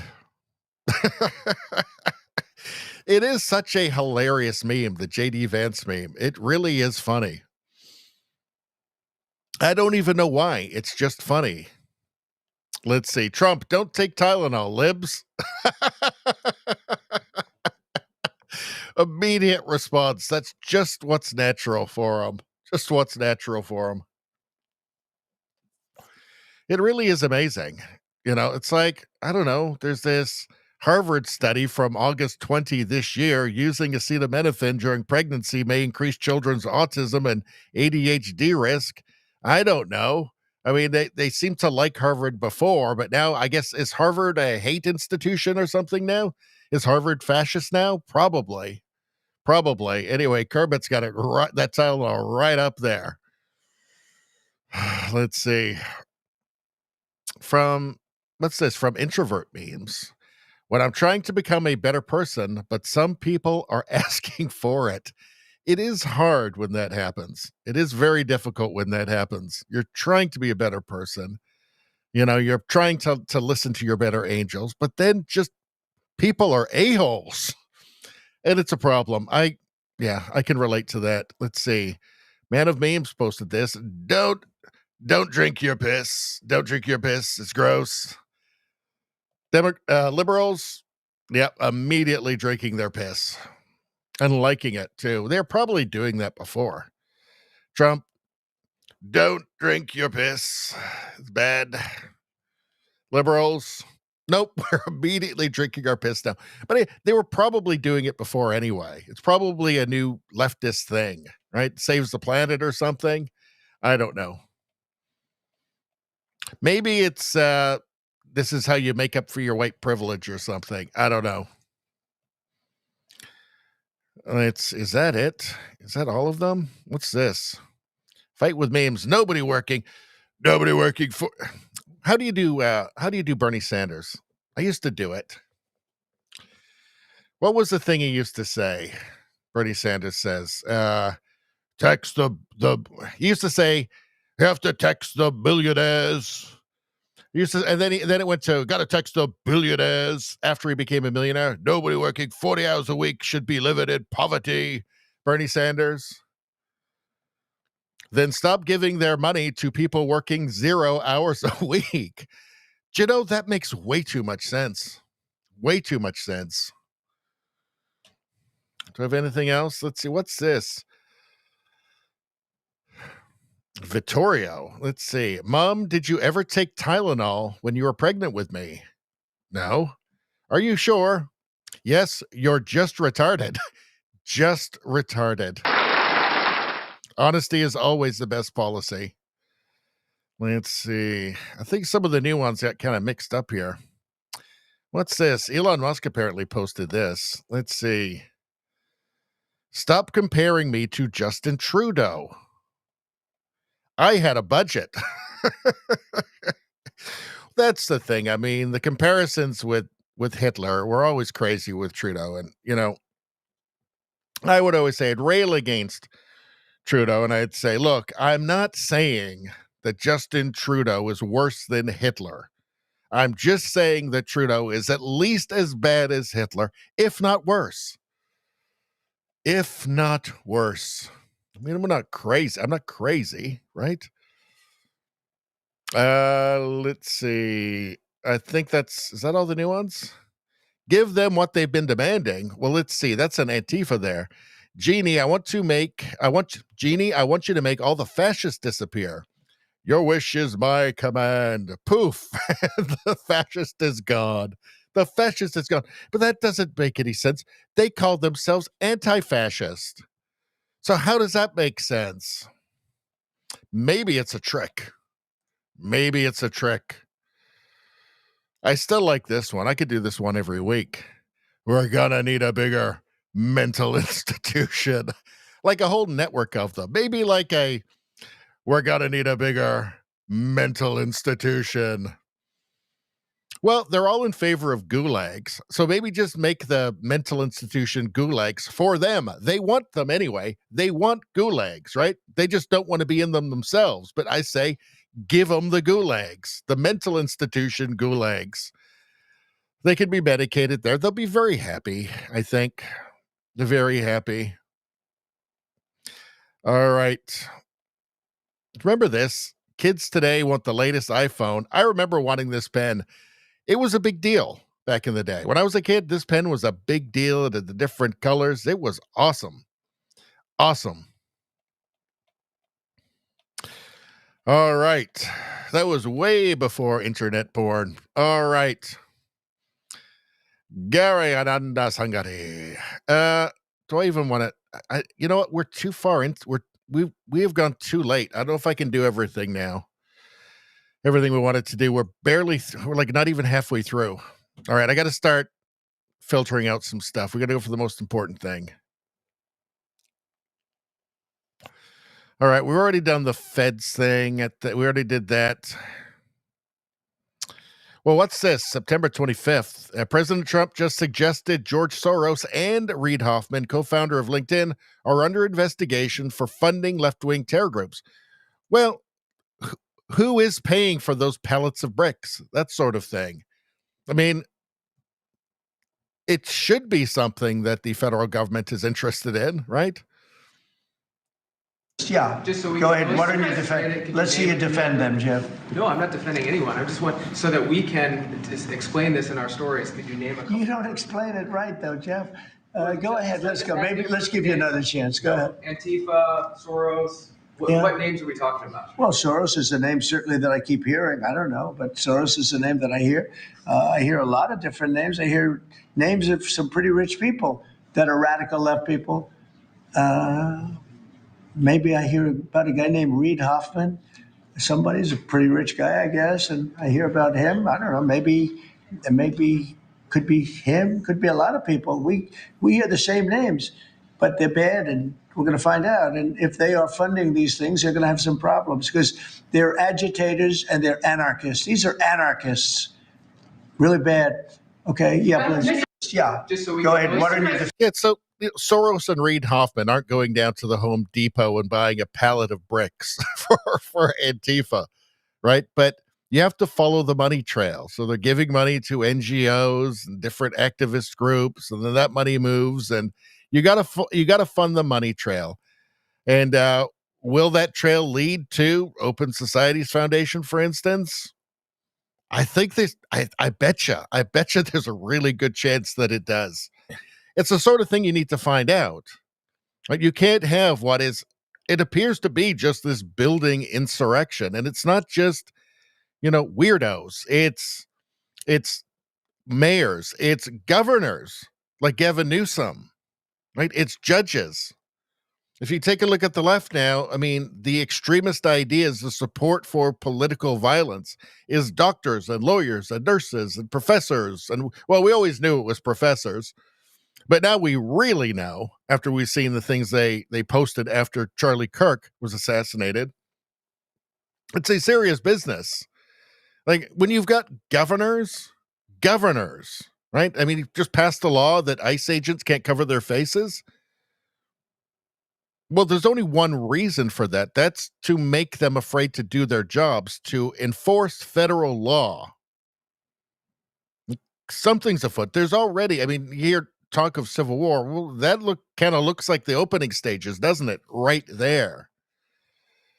So, yeah, I mean, it needs to happen. In fact, every Western government needs to do it because they're in every Western country. Nick Shirley assaulted by Antifa and pro-Hamas agitators outside the UN. This is just a daily occurrence. So this is just very mild compared to what they're often doing. Especially, we've seen these attacks at the ICE facilities. From me. No, I'm not. I have the right to be here. I have the right to be here. No, I have the right to be here. I have the right to be here. Hey, hey. Wait, why? I came here to talk to you guys. Don't get physical with them. Don't get physical with them. Over 2 years. We don't want that. Pathetic. Say free Palestine. Say genocide. It's a genocide.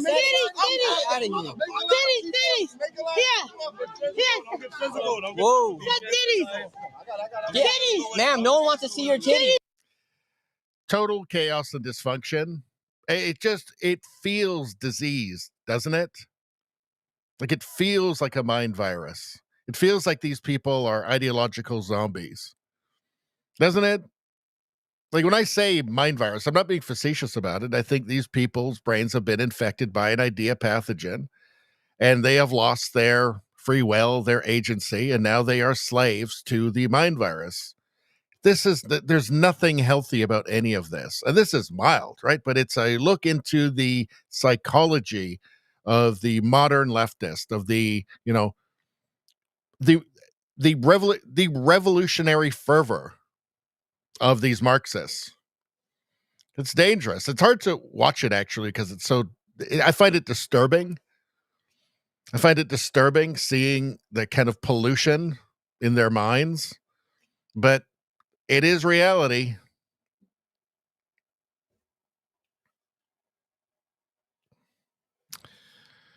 Yeah, so Trump signed an executive order to dismantle the left-wing domestic terrorism networks following today's ICE facility shooting. I think we've already seen that, though. So let's move on. Well, Canada, maybe we'll save, this is 5 minutes long. We don't have time tonight. The Francis Widdowson thing, I think we will cover that maybe on Sunday.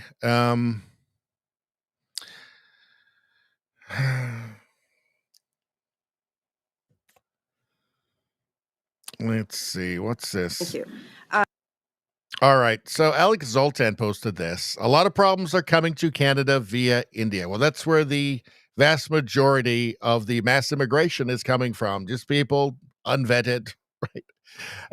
With the numbers that are coming in, there isn't the bureaucracy that's capable of actually vetting everybody, of doing a responsible job. I think that's on purpose. Here's a Canadian politician. This is Michelle Rempel-Garner, conservative, who is just stating the obvious here. Of course, every lefty in Canada will immediately shout racism, because that's all they've got for everything. Their magic spell, their incantation doesn't work anymore. Let's take a look. Thank you. What specific countries has IRCC identified frauds from? Is there a predominant country? Thank you for the question. So with regards to fraud, we, and it depends on the different streams. So the one I can speak to where we did I just want to know a country. I don't have a lot of time. India is one of the top countries where we identify fraud. You also said that 8% of students in your testimony are non-compliant and have disappeared in Canada with study permits. That works out to, by my math, about 79,000 based on data from end of year 2004. Do you know where these people are? So I'd like to clarify that I mentioned 8% of the students that we asked for compliance information from were potentially non-compliant. So in terms of the total number of students that we did ask for compliance, that results in potentially 47,175.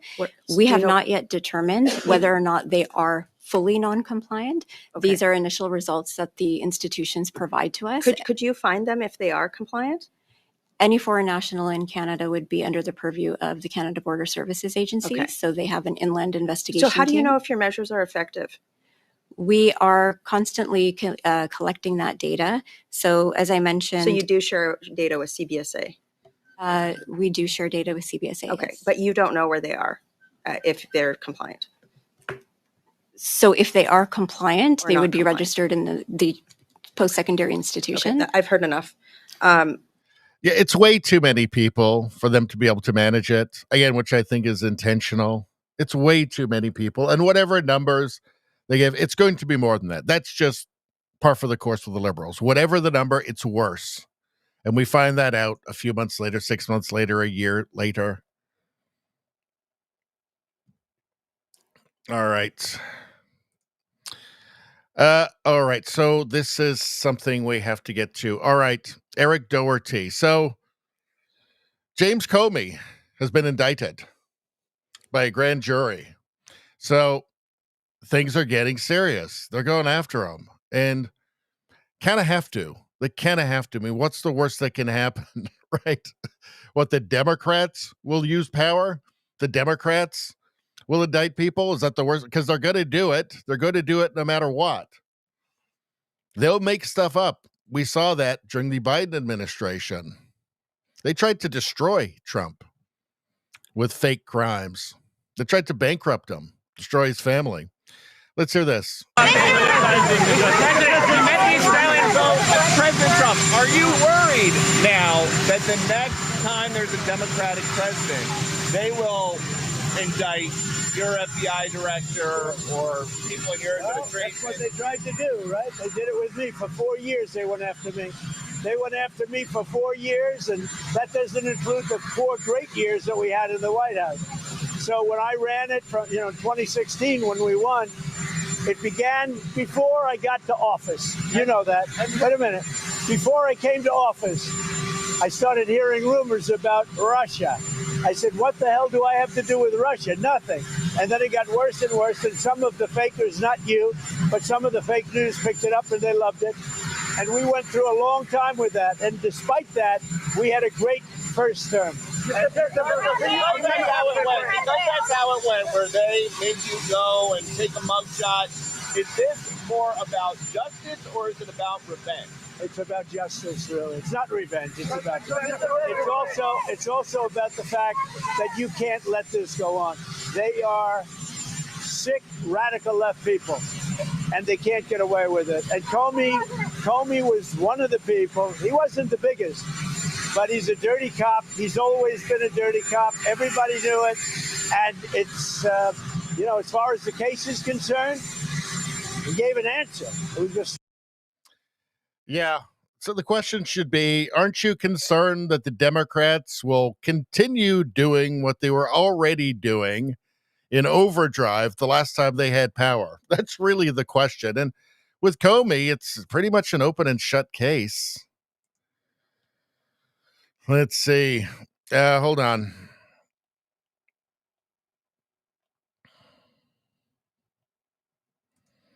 Catherine Herridge, with the newly declassified records via FBI Director Cash into media leaks and the role of third parties. Director Comey's 2017 testimony to the Senate Judiciary Committee about leaks appears problematic. Director Comey, from Chuck Grassley, Director Comey, have you ever been an anonymous source in news reports about matters relating to the Trump investigation or the Clinton investigation? Comey, never. Have you ever authorized someone else at the FBI to be an anonymous source in news reports about the Trump investigation or the Clinton investigation? He said no. This is the problem here. This is the problem for him here. He said no. Now, they're contending that that's a lie. Grassley, has any classified information relating to President Trump or his associates been declassified and shared with the media? Comey, not to my knowledge. Not to my knowledge.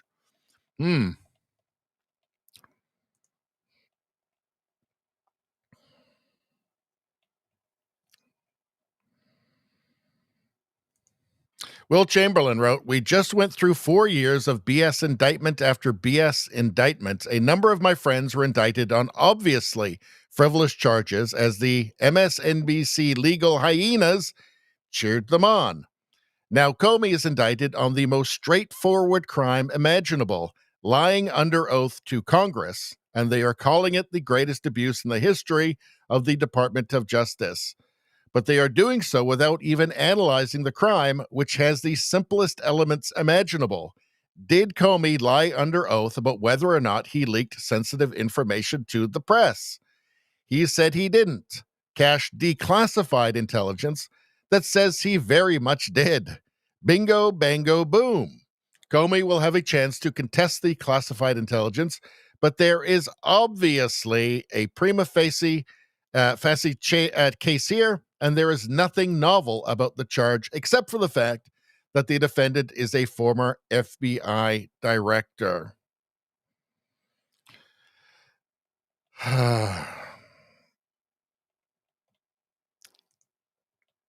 Let's go on here. Let's see.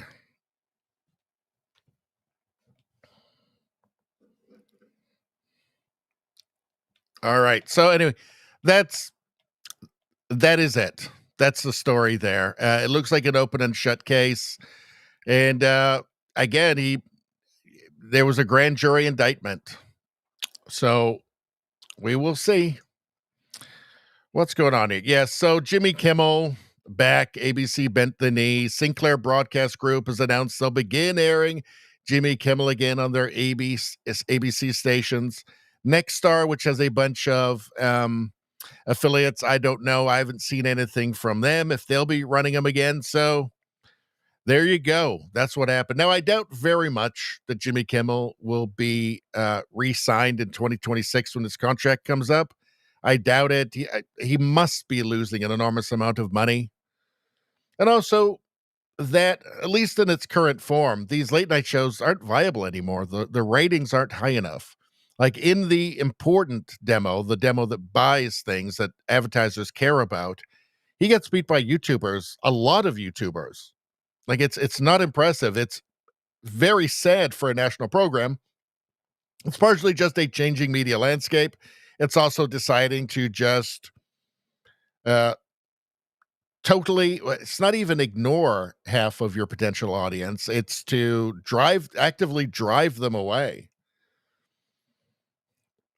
This was the great cause for the left. This guy, this was the threat to democracy, that he got fired for being terrible. Like here, this is not a difficult decision for Nexstar. Kimmel's ratings are objectively terrible. Here's his ratings. That's 160,000 in the key demo. That's nothing. That is absolutely nothing. I mean, here's the Late Show, Tonight Show. He's behind them, and they're not good either. You know, Colbert was losing $40 million. Colbert's losing $40 million a year. All right. What do we have here? Woke mind virus. What's going on with that? Let's get back to the chat for a second. Before we do that, let's go here. I have to say, for the YouTube people, everybody else, don't worry about it. But on YouTube, new channel. If you want to get all the world stuff, the US stuff, the meme reviews, all of that, it's not going to be on the channel you're watching right now anymore. The Radio Baloney, the original channel with 13,000 subscribers, it's going to be on Radio Baloney News. Just started it a few weeks ago. All that stuff, like the meme reviews, here's Morrissey had to cancel concerts for crazed leftist death threats. All that stuff is going to be on the new channel, Radio Baloney News. So it's the featured channel on my homepage. Go there, subscribe to it. Help me out. YouTube's not. I'm relying on you guys. Thank you very much. Everybody else, subscribe wherever you are. And like the stream, because you get free good karma, and everybody will love you forever if you do it. It's your only chance at true love. Well, maybe not. I don't know. I say a lot of things. Not all true. Rogue Thought has donated $5. You know what that means?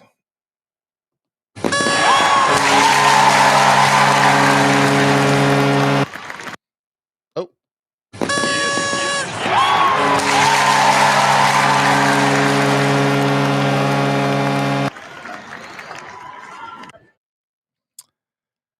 Best person ever. That's a $5. That's a $5 Rumble rant. Best person ever. Everybody else is just a pale shadow compared to your Rogue Thought. You are nature's greatest miracle. Thank you for appealing to my grade. It's the only thing that ever truly makes me happy. Rogue Thought says, thanks for the stream, sir. This is a civil war in the Western world. We are fighting for the minds of our peoples, for humanity's sake, for history's sake, and for our future's sake. We must win. Yes, I agree. The other side is just straight up anti-civilization. And it's a problem, obviously. Anyway, one more time.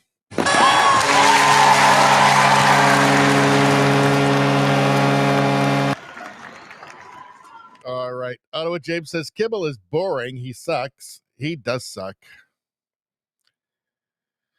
Let's see. Oh, we lost Rosie. Good night, Rosie. Thank you for tuning in. It's a late stream. We're going late tonight.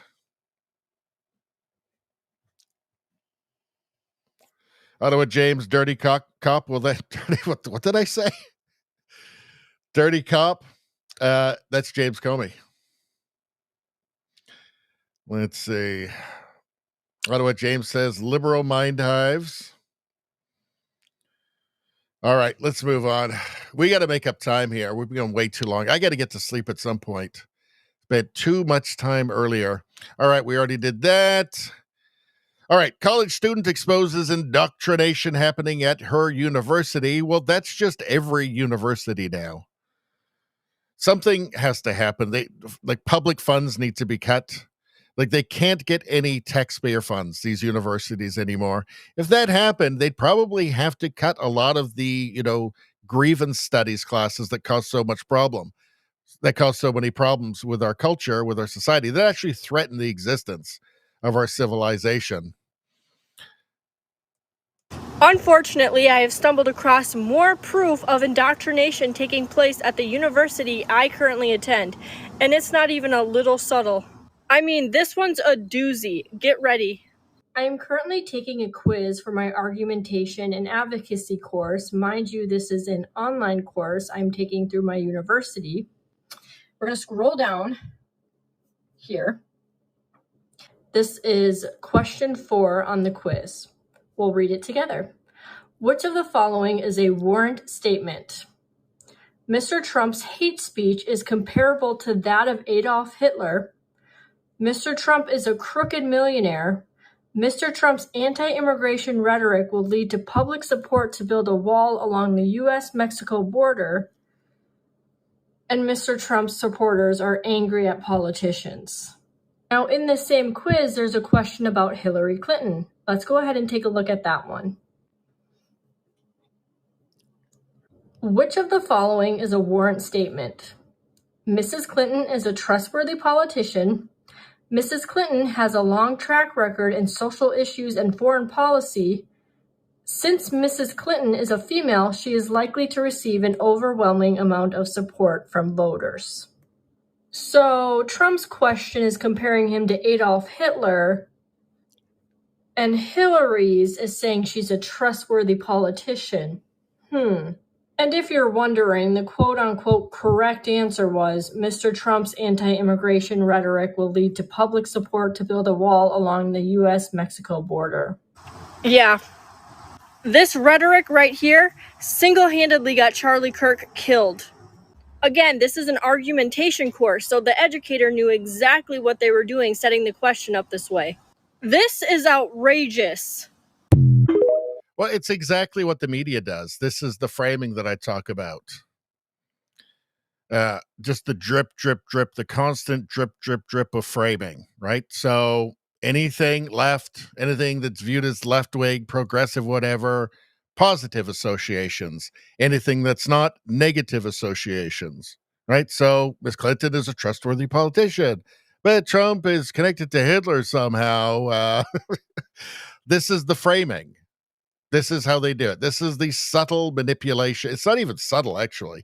This isn't subtle. It's like with the news where Republican ideas are divisive, right? Liberal ideas or leftist idea, progressive ideas are not. They never use the word divisive with leftists. It's only right-wing, right? Only conservative. It's the constant drip, drip, drip of framing all the time. This is how you brainwash a population. And, you know, if they're smooth-brained enough, they don't even realize that it's happening to them. Now, what do you call this look? So I leave it up to you guys. Can't play the music, obviously. I leave it up to you guys. What do you guys call this look? God damn it, no. No music. No terrible music. Is that a hole right in the front of the nose? Ugh. That's horrifying. Why? By the way, the people that are getting their eyes tattooed, they all go blind. Beyond stupidity. So you did all of this, got all those holes in your face so you could put toothpicks through? How does that make sense? Why? Why? I mean, I'm sure totally nice person. I'm sure perfectly lovely person. Great responsible employee, I'm sure. Why though? Why? Why? The age of men is over. The time of the orc has come. Why? Why? Like, you've just ruled yourself out from 99% of professions, right? Nobody wants to work with that. Nobody wants to show up on a dark, rainy, cold winter morning to work and then be confronted with that. Right? Nobody wants to think, oh God, is today the day this guy's gonna turn cannibal on me or something? Oh God. Nose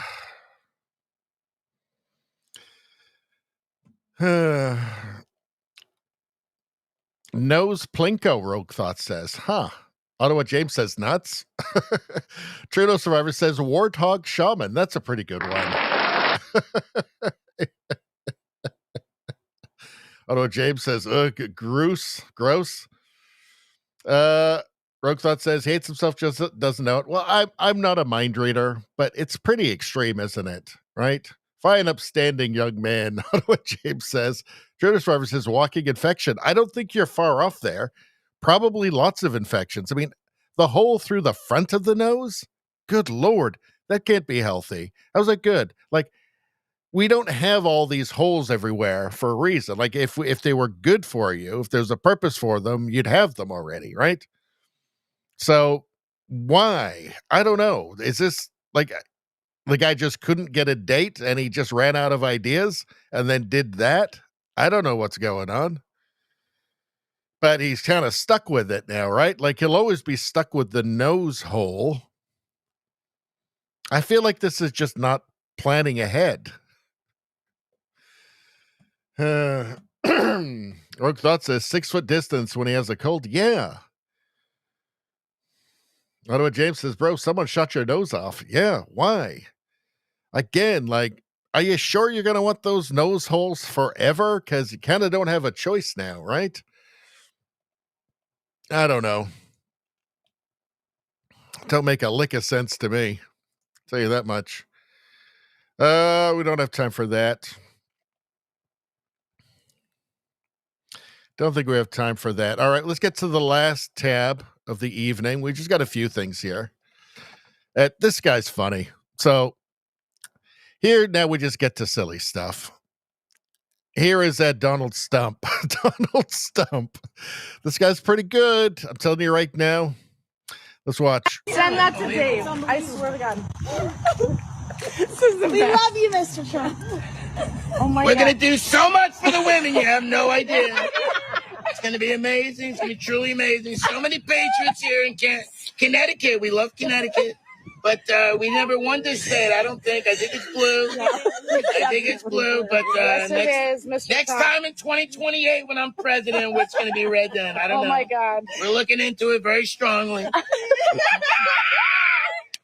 And if anybody don't like me in Connecticut, they're going to get the Johnson & Johnson. It's made out of Trump blood and Clorox. It really don't work, but it makes you keep your job. Unbelievable. Oh my God. All right, let's send that to Dave. I swear to God. Donald Stump. It's a good one. I bet you he makes a good living at that. I would hire Donald Stump for a party. No questions asked. Just show up. Just take my money. Take my money, Donald Stump.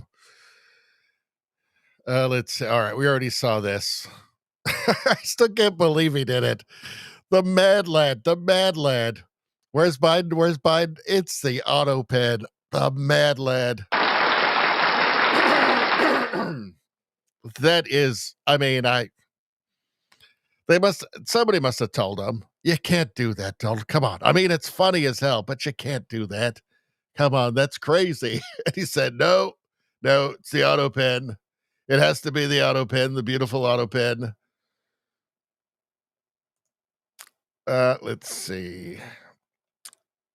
What's this? Crypto.com. Please stick straight to the script. When pronouncing CRO, please spell out the acronym. All right, let's do this. It's a brand new ad, people. Brand new ad.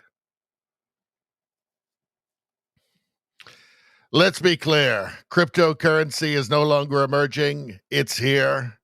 This latest move cements that reality in the biggest way yet.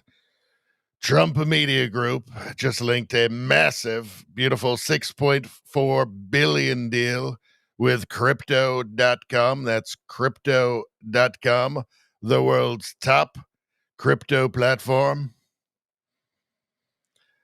They're teaming up to scoop up $6.4 billion in CRO, the powerhouse token that fuels fast, low-fee, DEFI, DeFi staking rewards, and real-world perks like cashback on your spends to launch America's first CRO treasury. When it's done, this new company will be the biggest CRO holder out there. Want in on the action? Head to Crypto.com today and grab some CRO. Let's make crypto great again.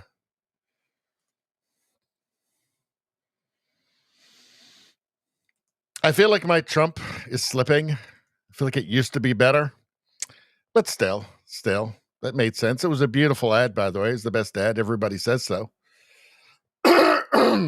Everybody agrees that's the best, probably the best ad. A lot of people are saying that. A lot of people are saying it's the best ad read ever. So, let's see. What are you guys saying?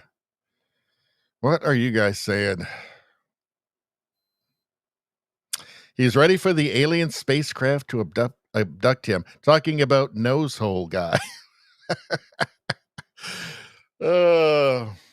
How'd you like to be known as nose hole guy? Extra nose hole guy. Let's see. Rogue Thought says, I wonder if Biden will ever know he did that. No, of course not. Nobody's going to tell him. And even if somebody did tell him, he'd forget it 3 minutes later anyway. So no, I'd say no. Let's see. Somebody way back, because looks like the chat got stuck for a second. Yeah, Keir Stalin. That's a good one. That was Ottawa James. I missed that one earlier. That was a good one.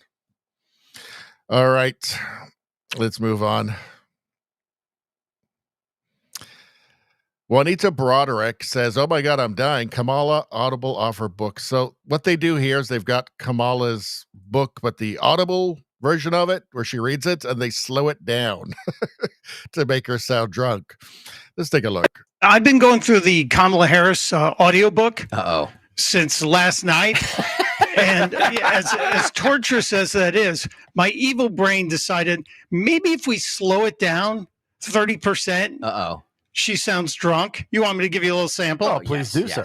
In the summer of 2021, during her final trip to Washington as German Chancellor, I hosted Angela Merkel for breakfast at the Vice President's residence. I think they were serving mimosas. I am a stickler for being on time. I feel it's a mark of respect. Everyone's time is valuable. Funny thing is, that's how she sounded, like on like The View, on like podcasts, like where it definitely wasn't slowed down. Like there's a number of cases where clearly the video wasn't slowed down. It was not slowed down, but she was clearly drunk, and that's what she sounds like when she's drunk.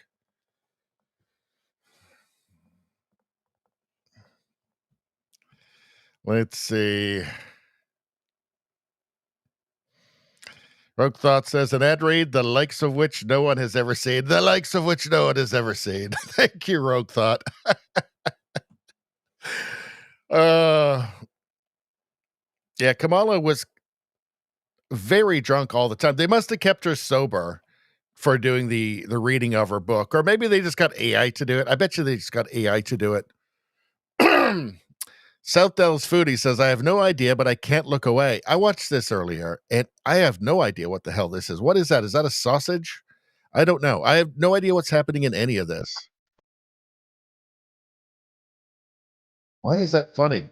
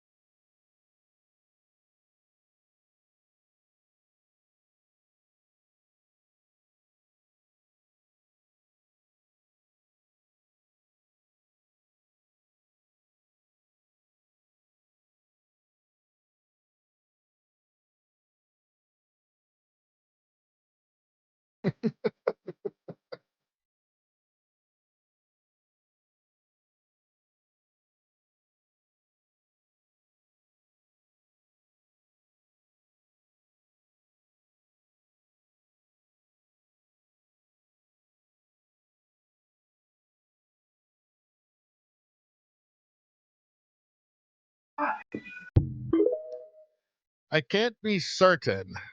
I can't be certain, but I think it had something to do with stir-fried chicken feet. Maybe lemon chicken. I can't be certain, though. I hesitate to say. Really bad. My Chinese is really bad. My Mandarin is really bad. Concerned Citizen posted this. Imagine paying good money to take a class on how to release stored accumulated trauma through your hips. Well, looking at these people, I wonder about the trauma that they have suffered. They have to release.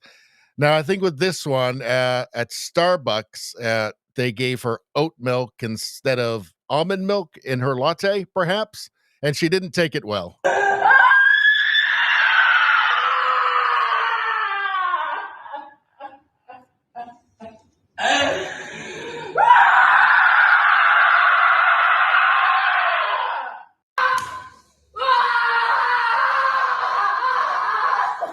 This is called trauma therapy for people who have never suffered any trauma, but have way too much money. That's what this is. I said oat milk. Oat milk. Ah!